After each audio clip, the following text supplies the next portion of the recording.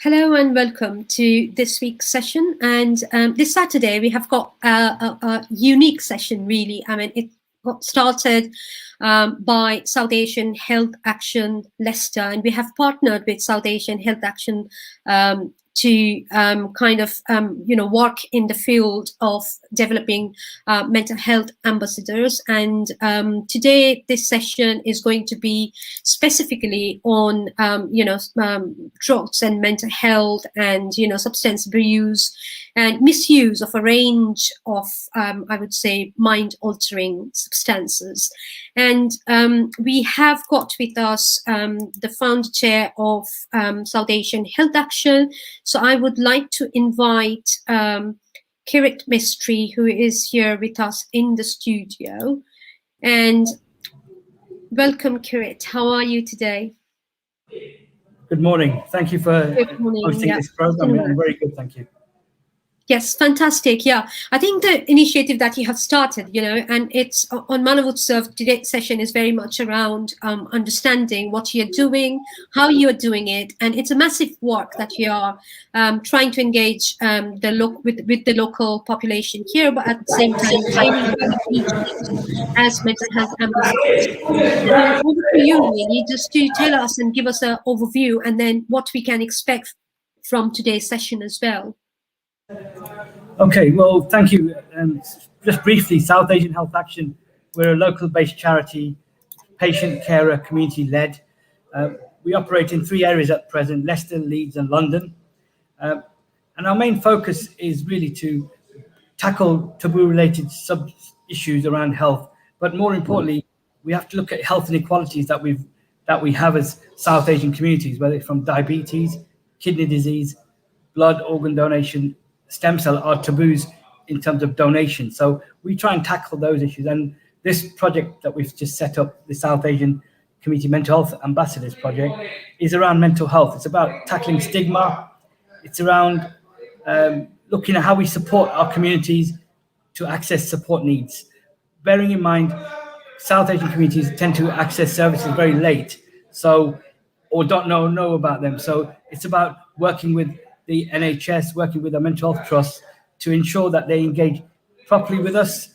We have ambassadors in the community that we've trained through the World Health Organization's mental health gap toolkit. Well, it's a training tool to give lay people in the community the opportunity to look at how they can support people accessing support, holding them to access the services, and also, most importantly, train up people in our community that from different organizations, from temples, from community organizations, from even people who just generally have access to friends and families who really are going through mental health challenges. So that's what this Community Ambassador Project is about. And what we wanted to do is we want to skill up our ambassadors with various topics. So today's topic is around addictions. It's something close to my heart because I was, back in the 90s, I was the first Asian drugs worker in Leicester, drug and alcohol worker. So I've kind of, in the early days, looked at how we bring services into homes of our community, because our communities are still very private, didn't want other people to find out. So we had to find alternative ways of engaging our communities, not necessarily them coming to us, but we going to them. So today's addiction session, thanks to Dr. Deep, who's going to be here in the studio. It's good to connect with Dr. Deep. I worked with Dr. Deep when I was working in Derby many years ago, and we worked on kind of various tools to engage our communities around commissioning and reverse commissioning. That was the project that we worked on. And I'm also glad to have not only our ambassadors, who are really unique, and they're the ones who are doing the work in the community, but we've got 2 colleagues from Turning Point. Turning Point is a local organization that does work on substance misuse and mental health. And we've got Sumaya, who's going to talk about her role as the recovery worker. And it's good to connect with Sumaya again, because Sumaya took over from my role when I was the Asian drug worker. So I was glad to connect with Sumaya, and also really glad that we've got Oni, who's really a peer mentor, but also she'll talk more about her experiences. So today, I urge the listeners to kind of tune in. any questions they have, they can put it in the chat. But also after the session, we've got to work in collaboration with the organisations, with our ambassadors, to make sure our communities get that culturally sensitive services that they need. So I'm going to stop there. But thank you for hosting this. And it's also South Asian Heritage Month. So what better way as South Asian Health Action to really raise awareness during this month with Mana Utsav and other partners who are engaging with us. So thank you. That's fantastic. Thank you very much, Kirit. And we have got with us Dr. Deep Saru, who is a consultant addiction psychiatrist, and he has worked in the field since 2007. What experience! So we've got, we've got possibly we will get questions from the audiences, but if we have got questions, we will put that up as well. And he trained in Manchester, Nottingham, and work in North Derbyshire at the moment. So welcome to Mana Utsav today, Dr. Deep Saru, and then we have got with us Sumaya and Oni, who is going to share as well. But first, we're going to start with Dr. Deep with his presentation as well, so that we have got the context at the beginning, and then we start speaking and interacting more. Yeah, thank you.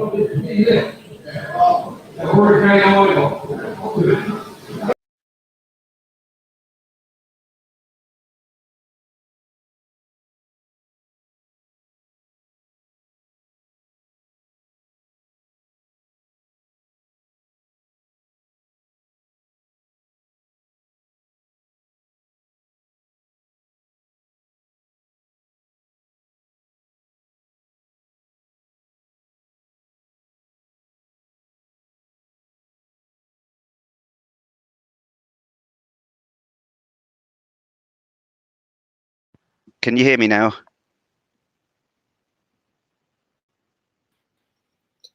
Yes. Hello. You are. Oh, right. Yes. There was. Fantastic. Yeah. I had. There's a double mute function, so I unmuted on the screen, but I didn't realise my proper one was muted. Anyway, Yeah. I wasn't. Yes, I wasn't talking about anything interesting at that point. I was just doing a bit of a filler until the presentation got up. So I was just waiting. Is it possible to put it onto the slideshow mode?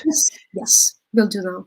Fantastic. And then I'll make a talk. I was just kind of rambling on a bit, as I do, about it was nice to get reintroduced to Kirit through social media, actually. And although I work in North Derbyshire, I actually live in Leicester at the moment. So this area is kind of now my new home, which is very difficult to say as someone who's from Nottingham and works in Derbyshire. But I suppose it makes me a rounded East Midlander, I guess.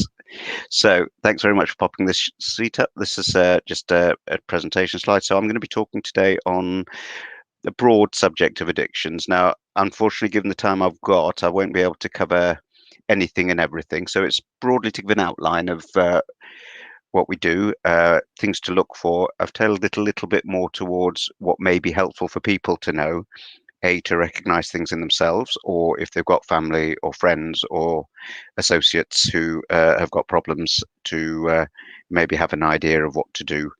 As was mentioned previously, I know that addictions are very common amongst certain sections of the Asian community, but it's very, very difficult to attract people into services, and the same challenges we have in all parts of medicine are there. But then if you magnify it with the stigma that is associated with drug problems, then it's quite difficult to engage people in treatment, which is why it's key that people in the community are able to recognize things, and the people who work within services who understand the problem. Largely the world of drug and alcohol from a treatment point of view is very white, lower socioeconomic class,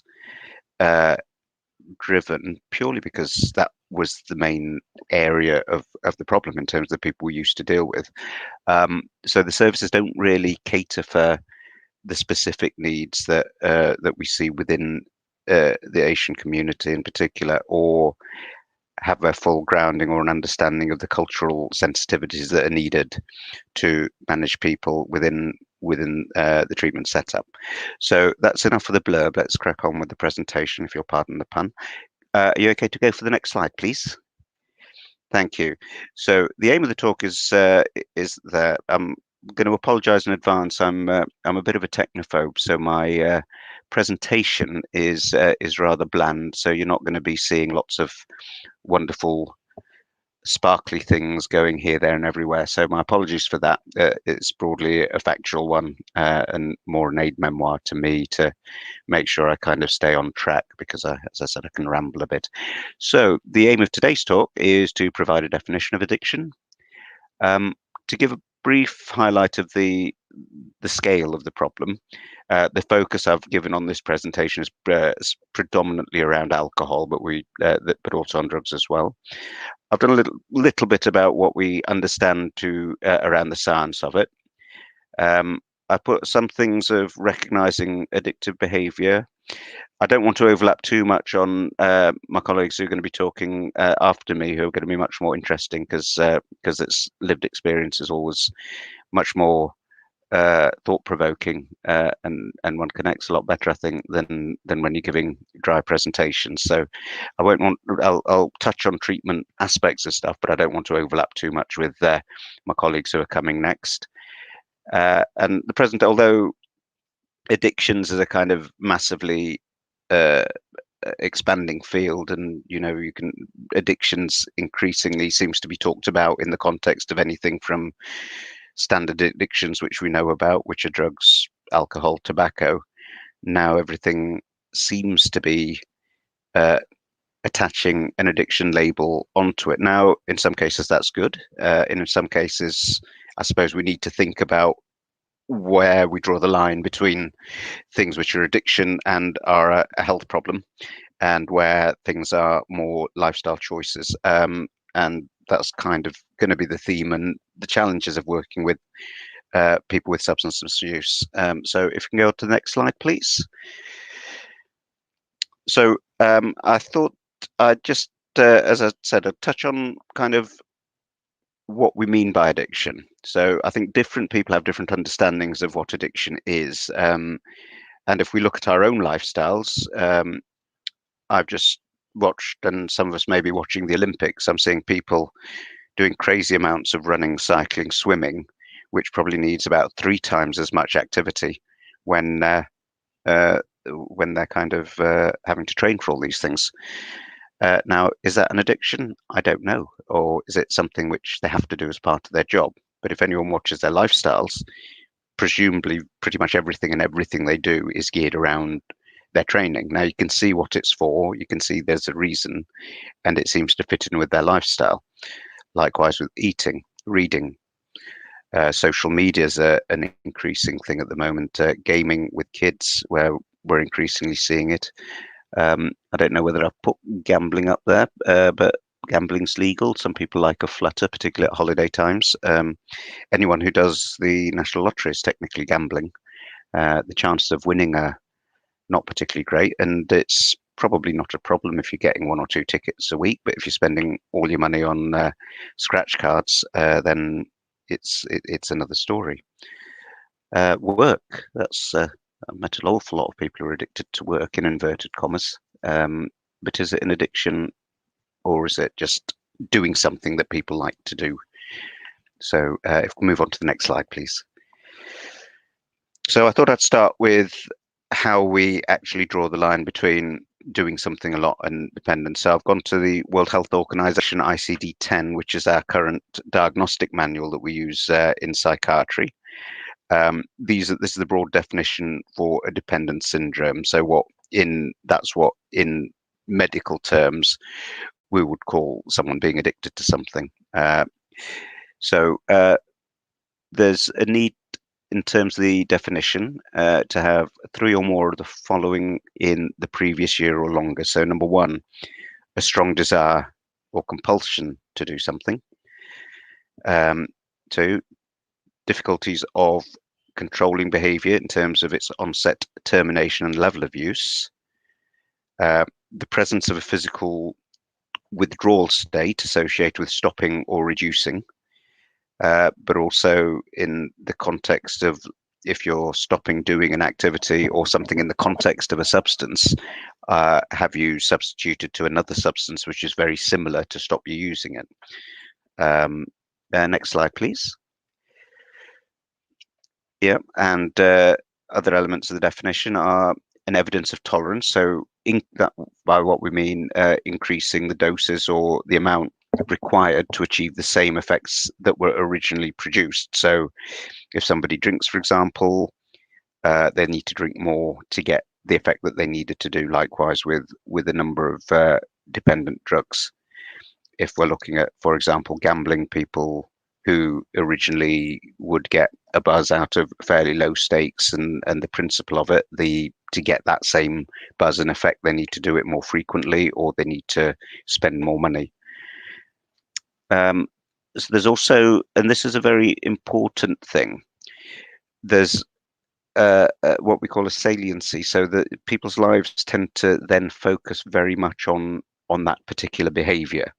So people take much more time in it. It tends to be centered around their lives, so if I go back to my university days, there were a lot of people who were big drinkers. It's kind of par for the course, unfortunately, for medical students, or fortunately, because I quite enjoyed it. Because that's the other thing.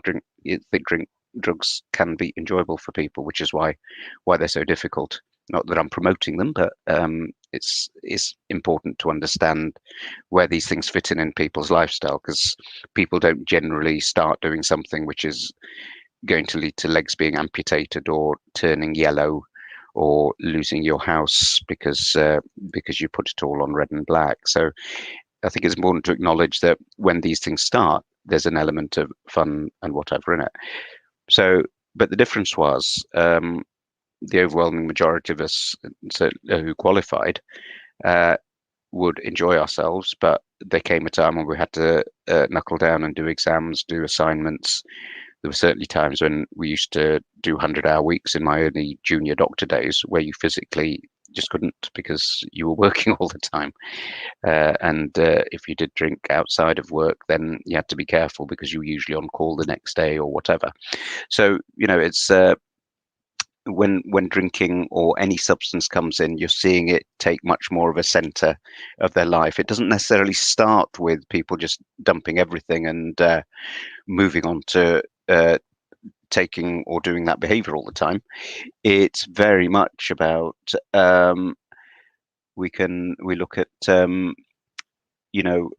it starts to drift in and fill other areas. So where people used to do recreational things, then that kind of drops off and goes into the areas of dependence. Where people used to work longer hours, they cut their hours down so that they can spend more time doing the thing that's causing the problem, starting to miss activities that they used to do, avoiding birthdays or engaging in functions and things which allow them to do that kind of activity. So I think that's a fairly important one to think about. And the most important is persisting despite clear evidence of overtly harmful consequences, such as harm to, for example, the liver in alcohol, other physical harms associated with drugs, psychological and mental health consequences of mood states associated with heavy appearance of use of things, and potentially the impairment of brain functioning, which happens with both drugs and alcohol if you're unlucky enough to do it long enough. So, and this is something that if people have struggled with addictions will be very familiar, and people who maybe have worked with people or have lived experience of supporting people with addictions will know only too well that people just say, why can't you just stop? Can you not see that it's doing all this harm to you? I do kind of see people in my clinic who have lost legs. And they're still there, to be fair. They're still coming back, and they're stable, a lot stabler now than perhaps they were. But you know, and they will say, "You told me this was going to happen. I knew it was going to happen, but I just carried on and hoped it wouldn't be me." So a lot of people are fully cognizant of the harms going on, and part of the challenge of addiction, both if you're observing it as an onlooker, or if you're in the midst of it as a sufferer, then the problems of it are blatantly obvious to everyone. But it's how one converts that into doing something about it, which causes frustrations to both families and carers, but most importantly to people who are struggling themselves with addiction. Next slide, please. So there are other things on those things which I put up are the main key definitions. So interestingly, if we think of drugs and alcohol, you can actually come under the banner of having a dependence syndrome to a substance or a behavior without a specific physical withdrawal symptom. I know a lot of people kind of automatically associate addiction dependence with the street drunk who has to drink first thing in the morning, or the heroin addict who can't get out of bed until they've had their first bag, or the benzo or the tablet medication person who likewise just has to start and take them to function. But the definition doesn't actually require a physical dependence. You can get it with all the behavioral consequences which come in, and I think that's something that people both with problems themselves or who are watching problems need to be thinking about if there are people that they know, because traditionally we think of an addict as someone who has to physically take something. But these are kind of broader things that we need to think about when we're looking at the definition. So we need to make sure that the person actually knows that what they're doing is difficult and is causing them harm, and are aware of the risks of what they're doing. This is an important thing that we do in our drug work for people who perhaps aren't necessarily ready for treatment. And if people go to festivals and stuff, increasingly they have little booths and things about where people can anonymously get their drugs tested to know what's in them, because a lot of the harms that people see are accidental harms, not intention to die, but they're taking something which they don't really know the risks, and end up having unfortunate accidents as a result. So it's really important that we know what people are doing, why they're doing it, and create an environment where they can honestly talk about those things. So which is why the just say no type attitude doesn't really work. The narrowing the therapeutic repertoire. So that means people who have got a particular substance or drink or whatever, if they used to do a range of things within that ballpark, then it's that the behavior becomes much more concentrated into a particular thing. So for example, an alcoholic may drink all sorts of different drinks, but as time goes on, they get more hardened. They'll likely have a drink of choice, usually a spirit, usually something which is quite easy to conceal. Likewise with drugs, I've worked with a lot of people where they started taking a range of drugs, but as a particular drug became more problematic, they kind of honed in on one particular one, and it almost exclusively became that drug for a period. Perhaps there's a bit more going on drug side where you see polydrug use, but essentially most people will be able to identify if there's one which is the main problem drug.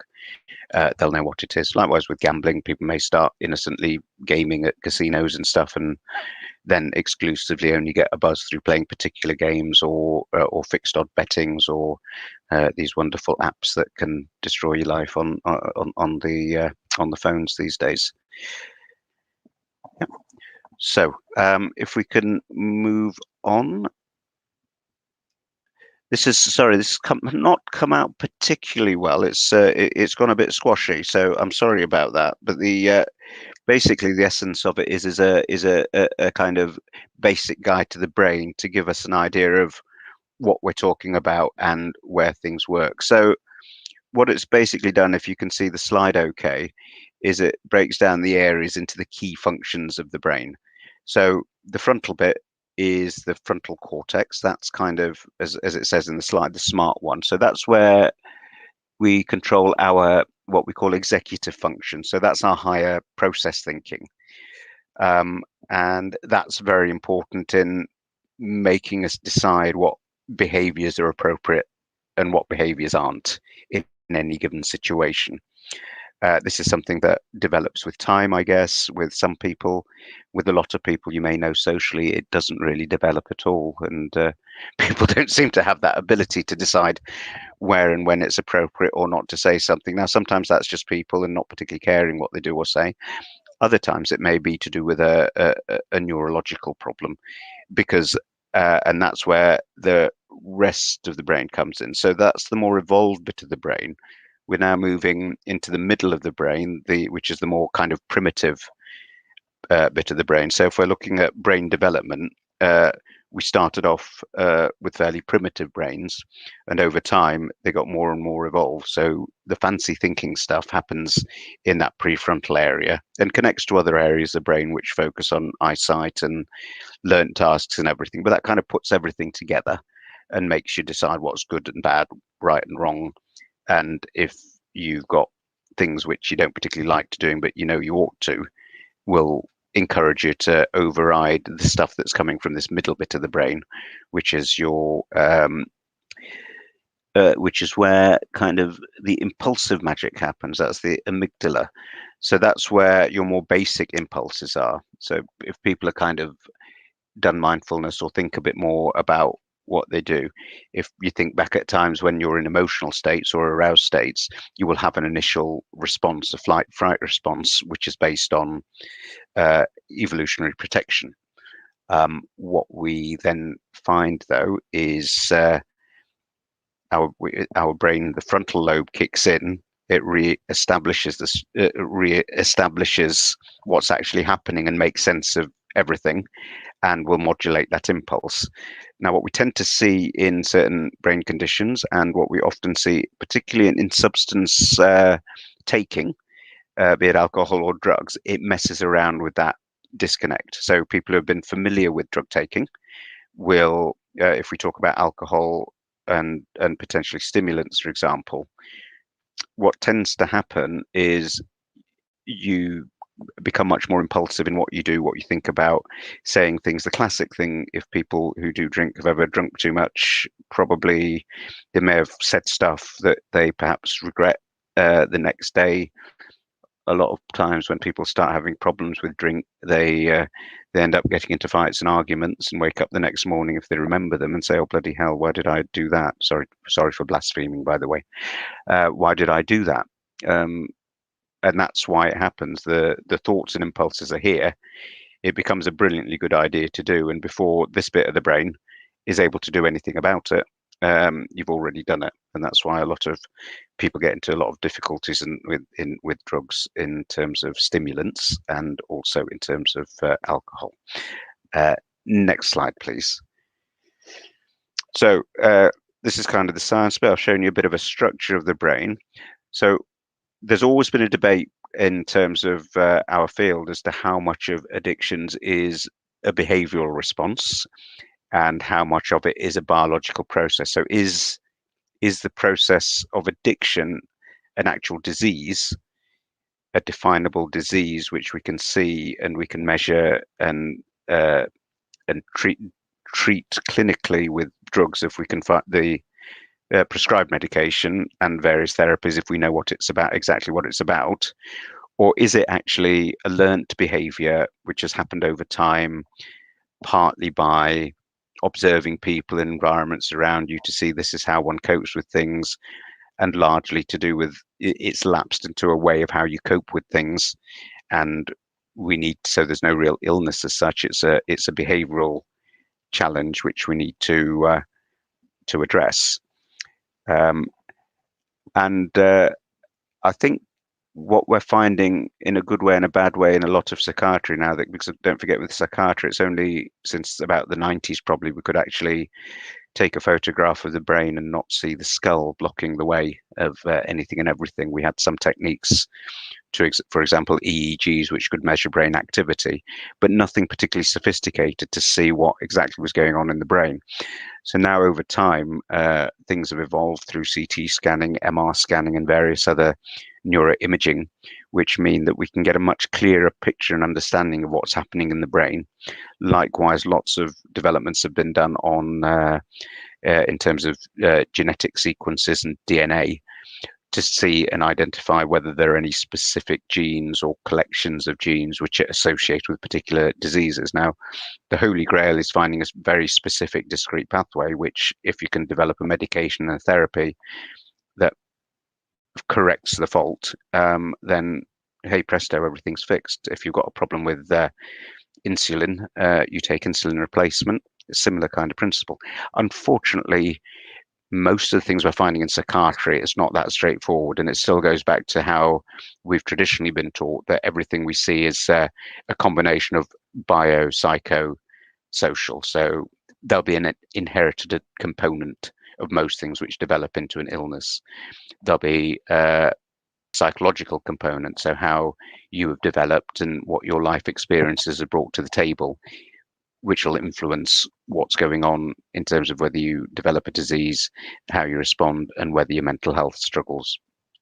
And then there's the social. So that's your social environment. So, for example, if you live and are surrounded in an environment where from a very young age, anyone and everyone smokes or takes drugs or whatever, if there are Asian people here, if you've gone back to the subcontinent, hopefully things have changed, but it was unusual not to see an Asian male who smoked because that's what Asian males did. So, that's not necessarily a problem in the sense that Asians are more susceptible to tobacco, but culturally, tobacco was much more in the culture and people started smoking a lot earlier and for longer and were less bothered about giving up. I think things are changing now, but so it's those kind of interplays of things which are really, really important. So sadly, there is no magic bullet, but increasingly, if we can break things down into those kind of components, we start to get an understanding of what the main thing we need to focus on and how we can manage things and support people moving forward. There's a lot of stuff on the neurobiology and neuroanatomy, so stuff to do with the brain, the chemicals in the brain, and stuff to do with why people may develop drug problems. Now, there's nothing definitive. What we do know is there are problems associated with dopamine, which is a nice chemical in the brain with well-being and reward. So what they do tend to find is people who are struggling with addictions, for whatever reason, their dopamine system is deficient, so they need to do more to get that well-being effect, and it doesn't their own internal reward systems in terms of chemicals aren't really doing it for them. What they don't know yet is whether there's a cause and effect thing. So has that developed because of lifestyle stuff and the fact that you're into a thinking pattern which develops that way, or is it because there's a predisposed weakness in terms of your neurochemistry that makes you more prone? So there's still a lot to work out. And the other thing which is much more interesting as well is things to do with neuroconduction studies. So one of the things which is a classic with addiction is people always seem to kind of lapse back into problem. It's not uncommon to see people who have stopped drinking or taking drugs, done really well for a while. Can be many years. I've heard of people and know people who've done up to 5, 6, 7, 10+ years maintaining abstinence of either drugs or alcohol, and then something happens and like that they're back at it again, and people just don't get why that kind of becomes it's there. And I think we are seeing that one of the problems is once people get into a pattern of addictive behaviors, the kind of neural pathways tend to pre-select those ones. So for whatever reason, your memories of the positive experiences of doing things are retained, and the pathways which are associated with telling your brain that no, this isn't a good thing to do, those are much weaker. So if you think of a motorway versus a country lane, your impulse is traveling down a motorway, which is saying, brilliant, do this, it's amazing, remember how great you felt last time, it made you feel king of the world, or took all your problems away. Whereas the bit that's telling you no, stop, last time this happened, you nearly died and you lost your family, you lost your house, you lost your leg. That's on a little push bike on a real quiet country road. So, these are kind of things which we're seeing in brains, which we didn't used to be able to before. So it's giving us more ideas of areas which we need to think about. And the good news in terms of the brain as well is that there's increased evidence, or it's known now that it's very plastic. So for which, I mean, in the old days, and this was during the time I was studying, people would say, well, by the time you're an adult, people of a certain age will remember this. Every time you head a ball, you lose 10 brain cells. So there was a notion of the brain as a fixed entity which stayed as it was, developed as it did. And once you reach to a certain age, it was all downhill from there. Now, what we now know is the brain's much more fancy than that. It can do a lot more things, and it can repair itself and be much more exciting and malleable or plastic as we thought. So the good news is, even if we're seeing some of these structural changes in the brain, your brain, through various techniques, which we still don't understand fully, can repair them in the same way that other parts of the body can repair itself. So we're getting much more of an understanding of the neuroscience behind what happened in psychiatry. So it's becoming much more focused on specific tailored treatment options now, rather than kind of mystical stuff where we're asked to predict the future for people, which none of us are particularly good at. I always say to people that when they're asking me to predict how people are going to behave, I always say to them, I'm a psychiatrist, not a psychic. There's a difference between the two. I can balance risks and come up with potential scenarios. A psychic can predict the future.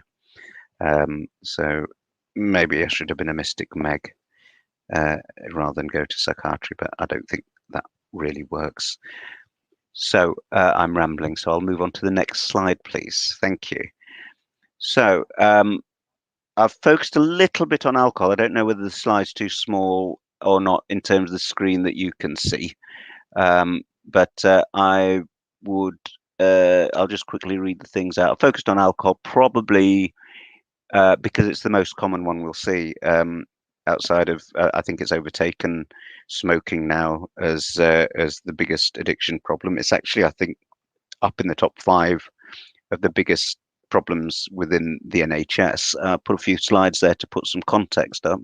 So it's the most commonly taken substance of abuse or dependence, largely because it's legal, taxed, and we can buy it in supermarkets, we can buy it in petrol stations, we can buy it anywhere and everywhere, really. And we bought an awful lot of it during the pandemic, which I'll come on to. It takes up a big chunk of the NHS budget. The NHS budget is, I think, at the moment in the ballpark of 150 billion per year, billion. So it's something to bear in mind. I'm not using this platform to be political or anything. This happened both whether you vote red or blue, whoever's in Parliament. So when you think that's how much it costs to run the health service for the country, when people talk about I'm putting 100 million, somebody's putting 100 million in, or 10 million in, or 5 million in, it sounds really big, because these are sums of money which, unless you happen to be a billionaire, you don't really get your head around. So, this is just to put things into context. That's what these are the types of figures we're talking about. So when you're hearing big announcements about big chunks of money going in, life-changing amounts of money to most people are actually kind of a drop in the ocean in the grand context of the health costs of this country. There's varying estimates. Very difficult to say how much alcohol costs the country, how much it costs in the NHS. There's a broad understanding that it probably takes up about between 3.5 and 5 billion of that 150 NHS budget. So that's pretty big in the grand context of health spend as an individual area. Things like obesity, I think, cost more. heart disease, I think, still, but I think it probably costs more than cancer. What's also important, which people are increasingly looking at, is what the societal costs of these things are. So there's the hard cost associated with the physical elements of the treatment, the doctor time, the health time, if you like. But there are all sorts of other knock-on effects associated with substances. With alcohol, there's criminality, there's lost days of work, there's all sorts of other things which lead to additional costs. And it has been estimated that the cost of alcohol to the economy is about 2.7% of GDP. So that sounds like a reasonably decent chunk. And there's always been an argument that any costs are soaked up by the taxation and revenues from alcohol and hospitality industries. That's actually factually incorrect from the figures I've seen, which suggests there's actually a reasonable deficit between the two. So the revenues that come in directly as a result of alcohol, not just on the duty, but the broader economy associated with it, is not matching the amount of economical harm that it's being done. So it doesn't pay for itself, just like tobacco never paid for itself. Alcohol in particular has been a problem for a while. It was increasing year on year in the pandemic, pre-pandemic, in terms of the amounts of harm and the amount people were consuming. And I think this is figures which I got from Public Health, which was from, or the ONS, I think from 18 or 19. They accounted for 1 in 10 hospital admissions. So that's one bed in 10 in any given hospital was associated with a drink-related admission, which is when we're looking at bed occupancy and stuff, when we think this is probably should be a preventable disease, it suggests how much we need to do and actually how much it is a drain on society. And 20% of those were harmful drinkers, and it was estimated that about 10% were dependent heavy drinkers. Okay, next slide, please.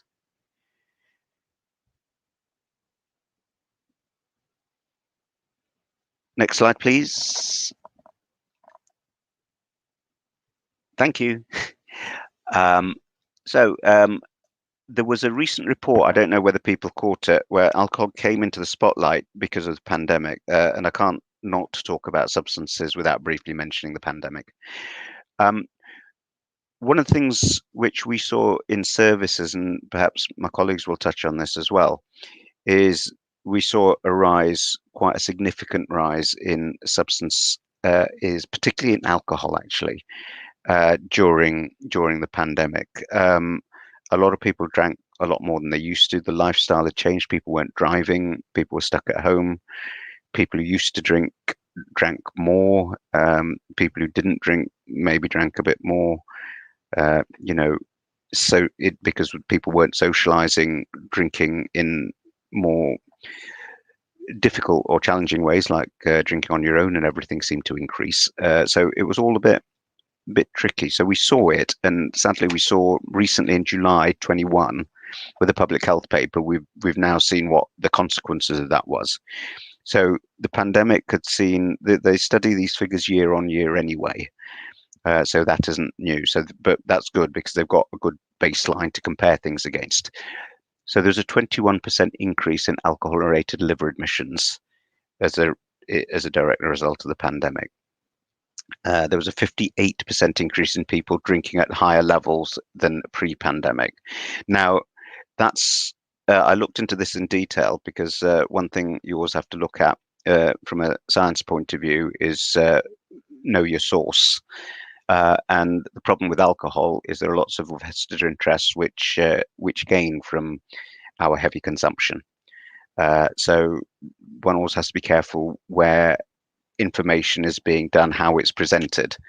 And initially, when I looked into that area about the increase, the preliminary reports were actually that all the change in harms and drinking were associated with people who drank a lot more anyway.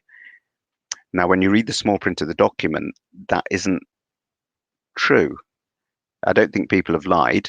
That statement does appear in the paper, but the small print says that if you look at the good quality evidence, which they systemically reviewed, what they did see is they saw a rise in the amount that people were drinking in the majority of people.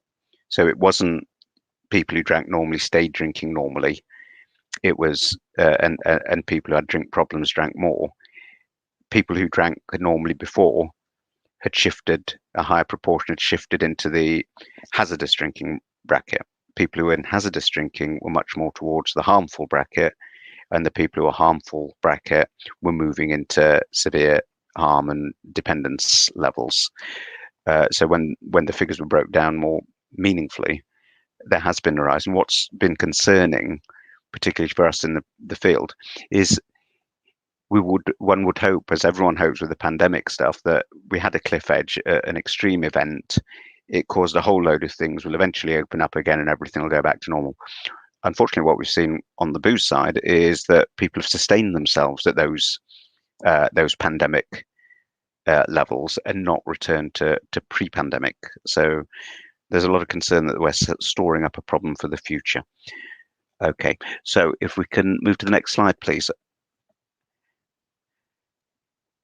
Okay, it has major issues in terms of other areas as well. It's leading cause of death, not just alcohol, but self-poisoning, including alcohol and other sedatives in the age bracket of 35 to 49. So this is separate to mental health specific suicides. This is self-poisoning and accidental deaths. Largely that's probably to do with combination use with other substances, but it tells us where we are. That I think that's overtaken heart disease or heart coronary problems as leading cause of death in that age group, which it used to be. Leading cause of death in young people is suicide. From in the ages 20 to 34, used to be road traffic accidents, and that tells us a lot about where society is and what's happening.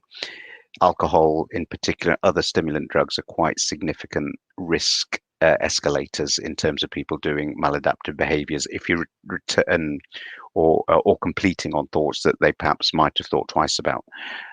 If you remember back to the earlier slide I put in, it cuts off that impulse versus the sensible bit of the brain. So people who are contemplating suicide will weigh up the pros and cons of doing that. If that kind of bit of thinking is disrupted, then you're going to be very impulse driven based on the emotions that you're facing at the time. 1 in 5 adults are estimated to drink at hazardous or harmful levels. And there's an estimated 1.1 million dependent drinkers in the UK. Next paragraph, please. Next slide, rather. Thank you. So how much is too much? CMO, Chief Medical Officer, who we most in the old days we never knew who that was, but of course now we all know that that's St. Christopher of Whitty. So the first myth bust today, if people still that there is no such thing as a safe limit of drinking. This isn't to be a killjoy. It's about saying that people need to know about the facts of what they're doing. There was always speculation about, is red wine good for you? Is a small amount of alcohol good in terms of your blood pressure and blood thinning and this, that, and the other? When those things have been looked at and they've been studied extensively, there's absolutely no correlation between alcohol and any positive health benefits. The research which indicated that was probably conflating social factors with volumes of consumption. So what we tended to see is there were people who were drinking in a moderate, regular bracket, but they were actually quite affluent people. And it was actually their lifestyle and affluence which gave them the protective factors and the health benefits, not the alcohol they were drinking. So if someone from a less advantaged background was drinking the same, they'd either have no health benefits or would be iller. And so that's the thing. The other thing is what constitutes a binge. But before that, so the amount that the CMO says is kind of not associated with significant harm is 14 units for both men and women now. So that's where we're at. The concept of the binge, I have a concept of what a binge was from when I was at medical school. It wasn't 4 pints of normal strength lager, but technically that's when we talk about binge drinking, that that constitutes a binge, and a binge is like binge of that or more will significantly increase your harms. Uh, we talk about hazardous drinking as people who drink between 14 and 35 units for female and 14 and 50 units for male. So those are behaviors which could potentially be associated with much higher risk of things happening. Harmful drinking is what we call people who drink above 35 units in female and more than 50 units in men. So that's quite a big chunk of people who drink more than they should if you work out how much people drink. But those invariably people who drink in those kind of levels and above will be experiencing some kind of psychological or physical health difficulties or psychiatric difficulties as a consequence of that ongoing drinking. So what's a unit? That has changed over time, but the actual calculation hasn't. What makes units difficult to calculate is they tend to be based on measures, and they were based on the volume of something and the percentage of alcohol. So, you know, I have lots of uncles who used to say that they just drank a couple of large glasses of wine, but then when you look at the size of the goblets and the fact that the wine is up to 14-15% in some cases for the strong reds, their 2 glasses are like a bottle. That's not what was intended as 4 units. So the thing at the bottom is giving people a guide to how one can calculate it. So the volume in mils of what you're drinking. There is a percentage. All drinks will come with a percentage of how much is alcohol, and you simply divide the volume in mils by 1,000. That will tell you how many units you're consuming. Normal strength lager is a pint is broadly 2 to 2.3 units. Most people don't drink normal strength lager now; they drink premiums. Most people don't drink a standard small or a large spirit measure, and people certainly don't tend to drink 9 to 11% wine in old school small and large amounts. So it's always important to check what the amounts are. So if we move on to the next slide, please.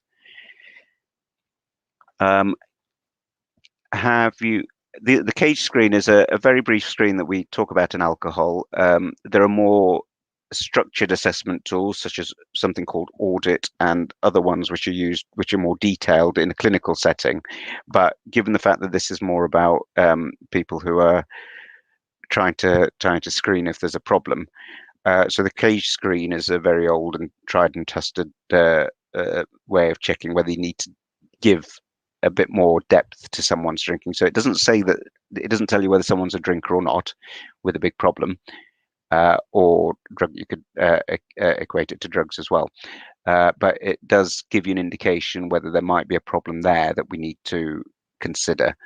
So the questions on those are: have you ever felt about cutting down? Do you get annoyed about people criticizing you about your drinking? Have you ever felt guilty about your drinking? And have you ever had to have a drink first thing in the morning or fairly early on to steady your nerves? An eye opener. If all of those things are present, there's probably a high likelihood that someone's drinking too much. I think 3 of the 4 or 2 of the 4 would probably necessitate a more detailed look at somebody's alcohol if they want to talk about it. Next slide, please.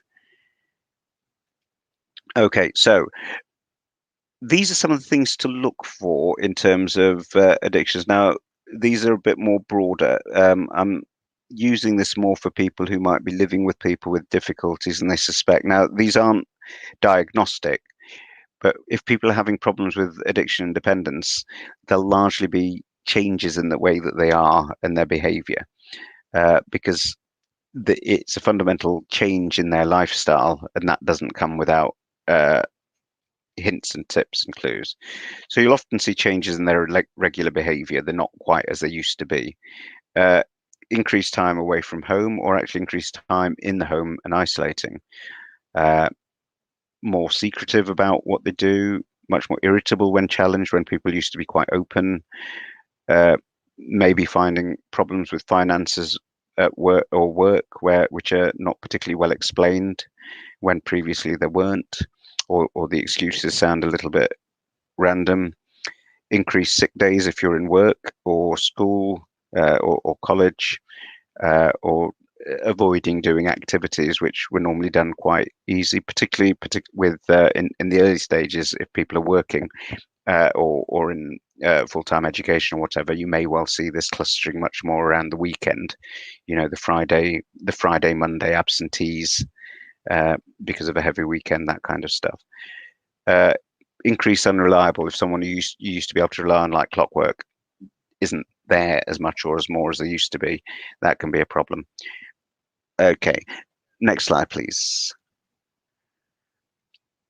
So these are more things. There's no hierarchy of these. It's just things to look for. Change in the regular company that they're keeping. Often people's friend circles change when they drift more actively into substances or they isolate altogether. As we talked about earlier on in the slides, no longer interested in regular stuff that they used to be. Reduce self-care. If they drink, you may or take cannabis, for example, if you're familiar with the smells of odors. Even crack's got a bit of an odor as well, if people are familiar with that. So you may be able to smell changes.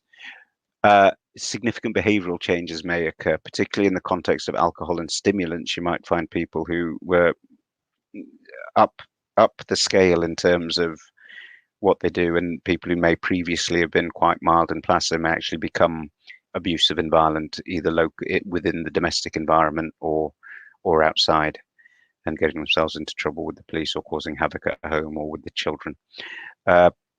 Promiscuity, that may well be linked to disinhibition or actually unhappiness with the current situation. A lot of people are kind of in relationships which they're trapped in, which they don't really like.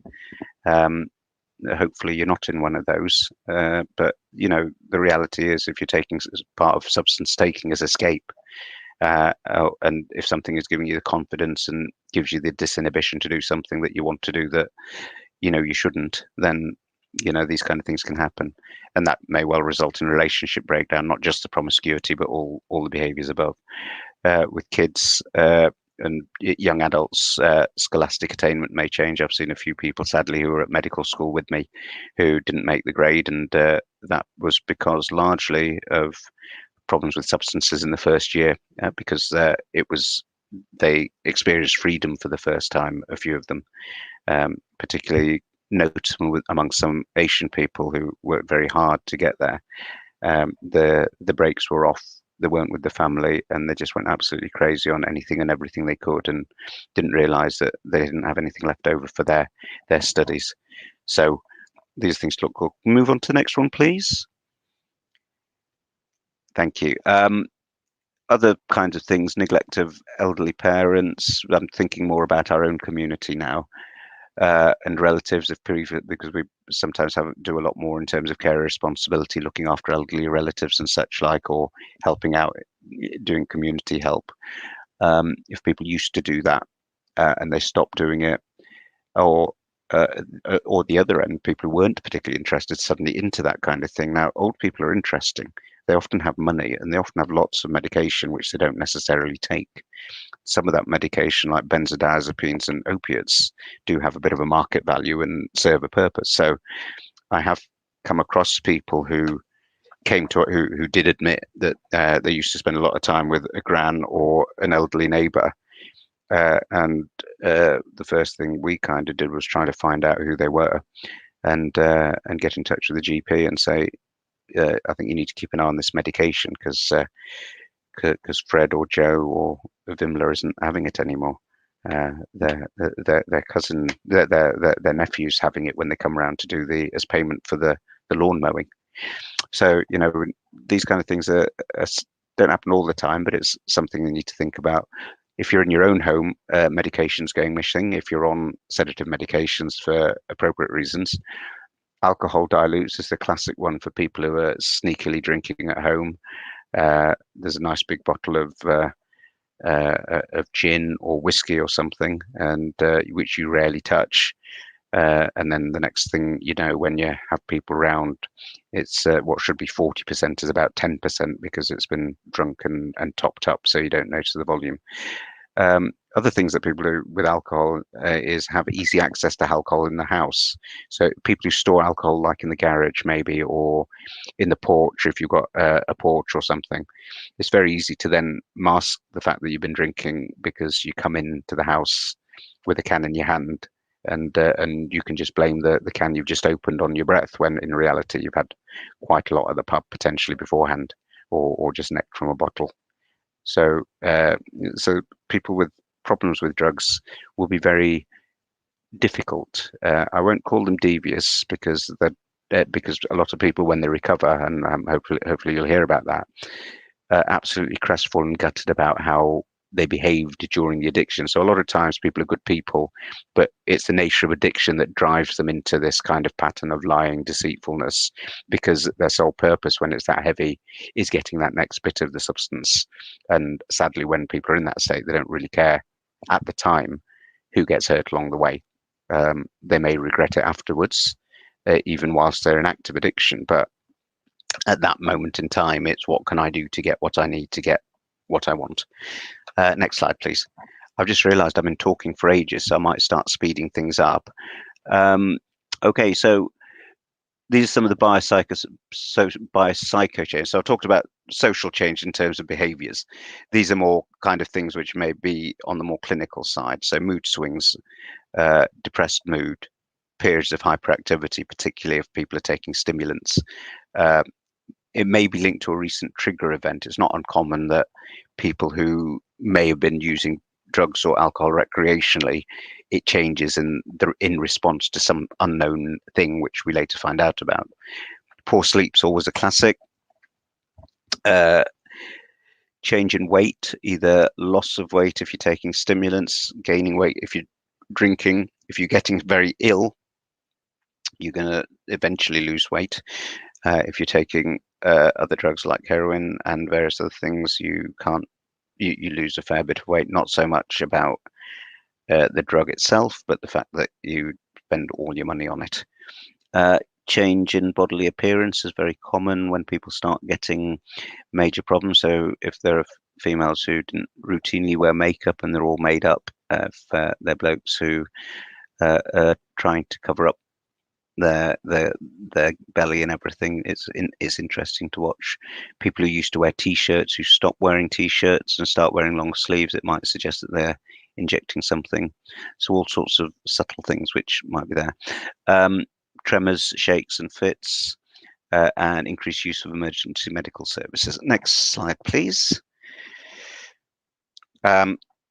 Substance-specific health changes, so sedation, withdrawal, seizures, these are all common, largely with alcohol and benzodiazepines. We also are starting to see these much more specifically linked to some of the newer substances called, what we call the novel psychoactive substances. So depending on where you live, it's either known as spice or mamba, which is a synthetic cannabinoid, which is one of the prominent ones. Mania, psychosis, either an acute intoxication or it might actually be triggered by a major mental health problem, may be triggered by excess substance misuse. Markers of chronic liver disease may increase, so people might turn yellow, most noticeable often in the eyes before anywhere else. Swelling in the abdomen may actually be fluid, prominent vessels, and problems with bleeding disorders or problems with associated with alcohol. DTs, which is acute withdrawal, is a very, very risky thing, and it comes with a fatality of 10%. So when we're talking about alcohol withdrawal, it's a dangerous thing. Lots of people have been harmed because they've stopped from very heavy drinking to nothing at all, and have had, in some cases, died as a result of that. Certainly had seizures and various other things. That I'm in the middle of a talk, Rafi. Sorry, ubiquitous child interruption moment. So that's kind of one of the things that we need to be very, very careful of if someone's on a substance of dependence, that we kind of get rid of it in a planned and structured way. The most dangerous thing as a caring relative you could do if someone's drinking 2 or 3 bottles of vodka a day is insist that they stop cold. because that may well lead to their death. Likewise, if someone's taking benzodiazepine or other things where there's a physical dependence, an acute cessation of that is very, very risky. And not just through the fits, but also in terms of cognitive areas. So with alcohol, there's a condition called Wernicke's and or Korsakoff psychosis. Wernicke's is an acute period of disorientation. These are both linked to vitamin deficiencies, which is why if people are stopping alcohol in a contained way, we also need to think, or in an acute way, because they've not got any. It's not just about the alcohol, it's making sure that they've got vitamin supplementation, usually, which needs to be given IV or IM in a contained environment to perturb their brain function. And if that's not treated, that could lead to long-term cognitive problems with memory, Korsakoff psychosis, and organic brain injury. So people will struggle with forming new memories.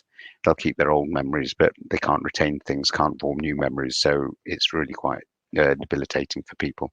And often people who end up like that will need specialist care, a provision for which there's next to nothing, unfortunately. So best to avoid. Infections, abscesses like ulcers, DVTs, etc. These are all common things which we would see with injecting drug use. Okay, next slide, please. Okay, most of my talk has been around drugs, alcohol. These are some of the common drugs that we talk about. Opiate is still one of the highest ones which we treat. It's probably not the most common drug taken. That would likely be cannabis. But opiates are probably the drug which are associated with the highest risk, which is why they have so much prominence and focus. There does tend to be a change in pattern. The volume of new people taking heroin has dropped quite significantly. I think a lot of that is to do with availability of other sedative substances, and probably what we're interestingly seeing now is we're seeing a lot more heroin takers living longer. So you're seeing these people and seeing the long-term effects of what heroin does to you. I suspect some of that might be putting people off.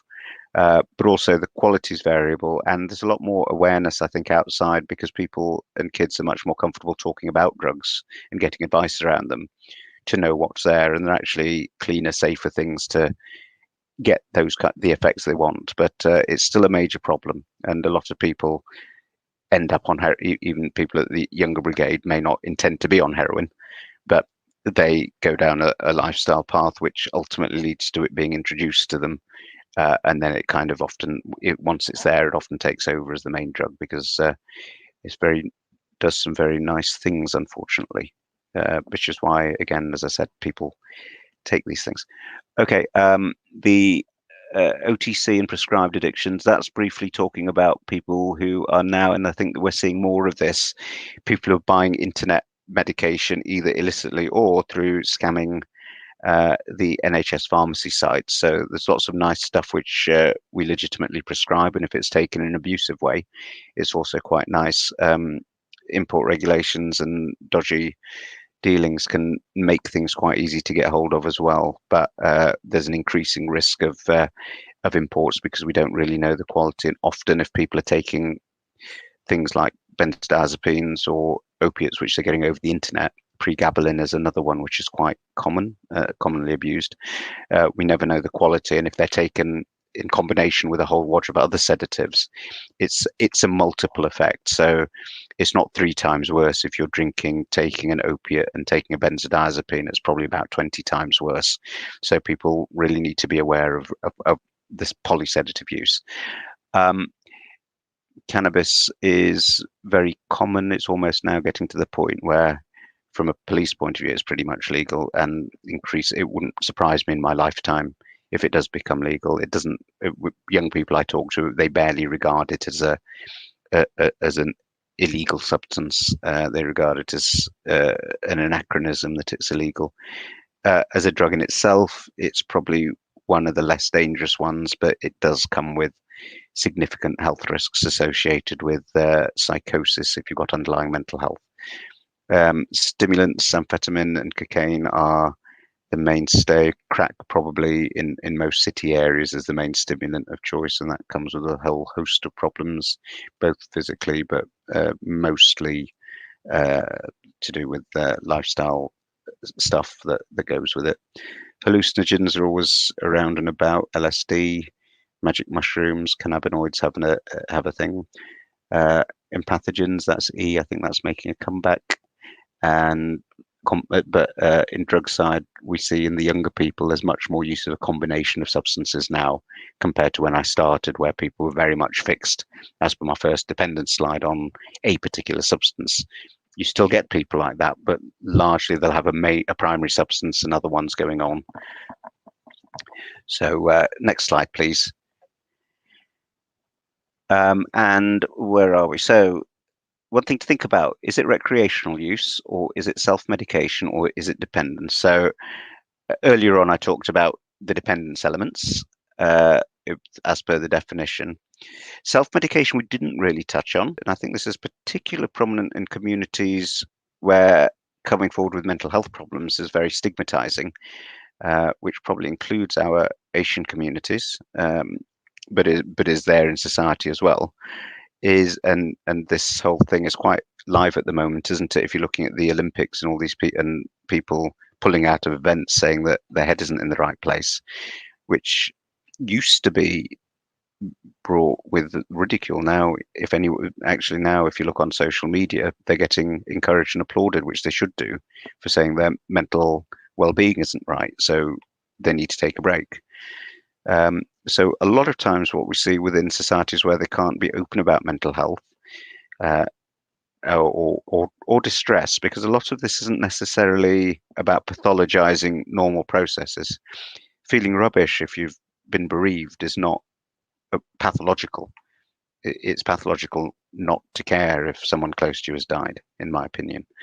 There are, sadness and not feeling great and stress are natural human responses which serve a purpose. But if they go on overload and go on too long, and people don't know how to understand them or deal with them, causes problems. And if you can't talk about these things, or you're just meant to toughen up, there are these wonderful things that you can either legally get, called alcohol, actually legally get through your GP, called benzodiazepines and painkillers, although GPs are much better at that now, or things that you can buy fairly easily, which will take away all those things, and they work very, very well at self-medication, which is why it's so much of a problem.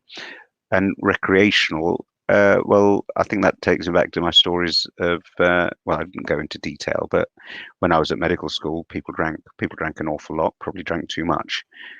Not probably, did drink too much. Other people whom I knew who weren't in professional careers, bearing in mind I was in Manchester in the 90s, there was quite a lot of stuff going on which was not drink related, and things happened, and a lot of people just did these things recreationally. They didn't have a problem. They had a weekend. They liked to do certain things on the weekend that involved taking occasionally various substances. Likewise with people who drank, they'd have a night or two a week where they'd go out and drink heavily.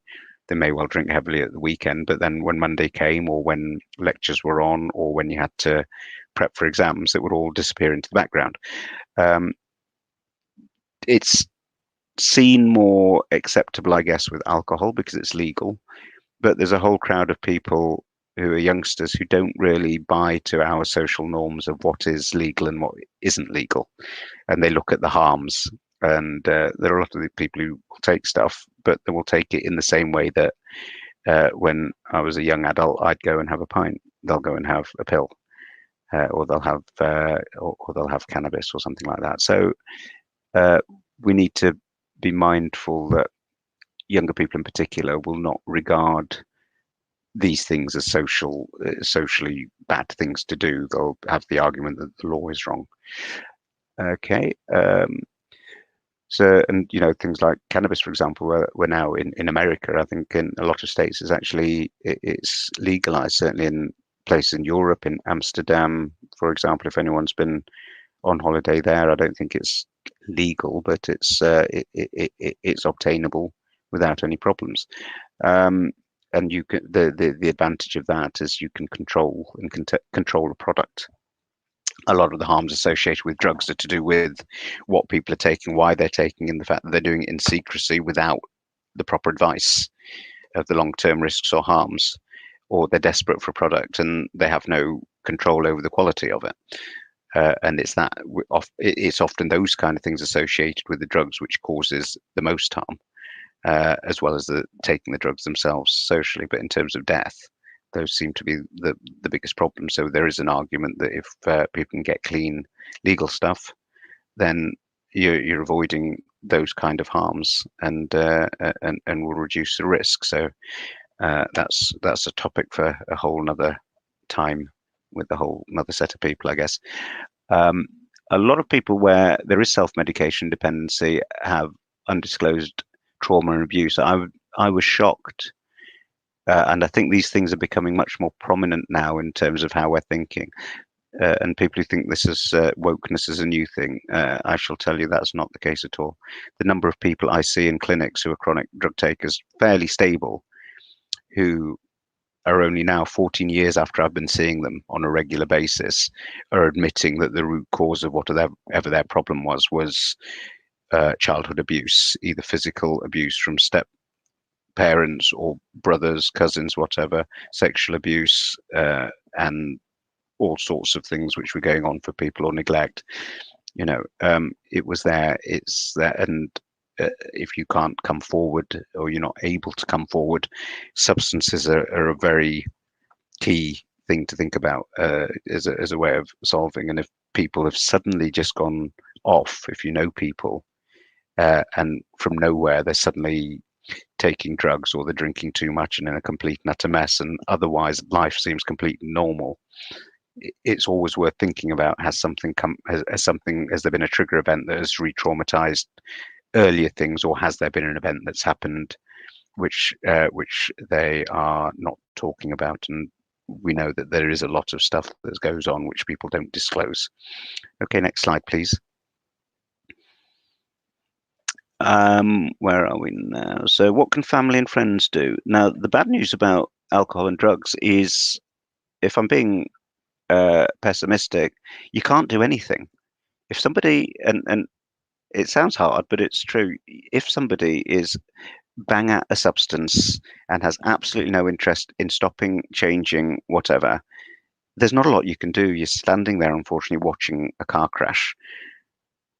Now, that and the other difficulty that is a particular problem with drugs and alcohol for people who are stuck in a situation where they're watching a loved one slowly die is that drugs and alcohol are specifically excluded from a primary perspective in the Mental Health Act. So with a lot of other mental health conditions, if somebody's ill enough and dangerous enough to themselves or others, we have powers where we can bring people in against their will to treat them, or at least assess them. Alcohol and drugs are specifically exempt from that approach for various reasons, which probably, again, will take too long to go into. But so these are the things which make it difficult. Now, that's very pessimistic, and if I'm saying that, you're probably wondering, why have I come to talk and why am I wasting time telling you?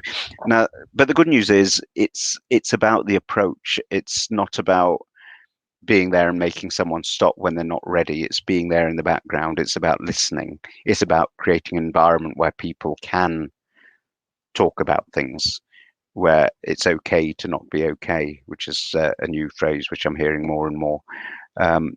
Certain environmental factors, Asian families are notoriously good for high expressed emotions and catastrophizing things, which isn't really helpful for people who have stress or emotional problems. Asian families are also very good at guilting people.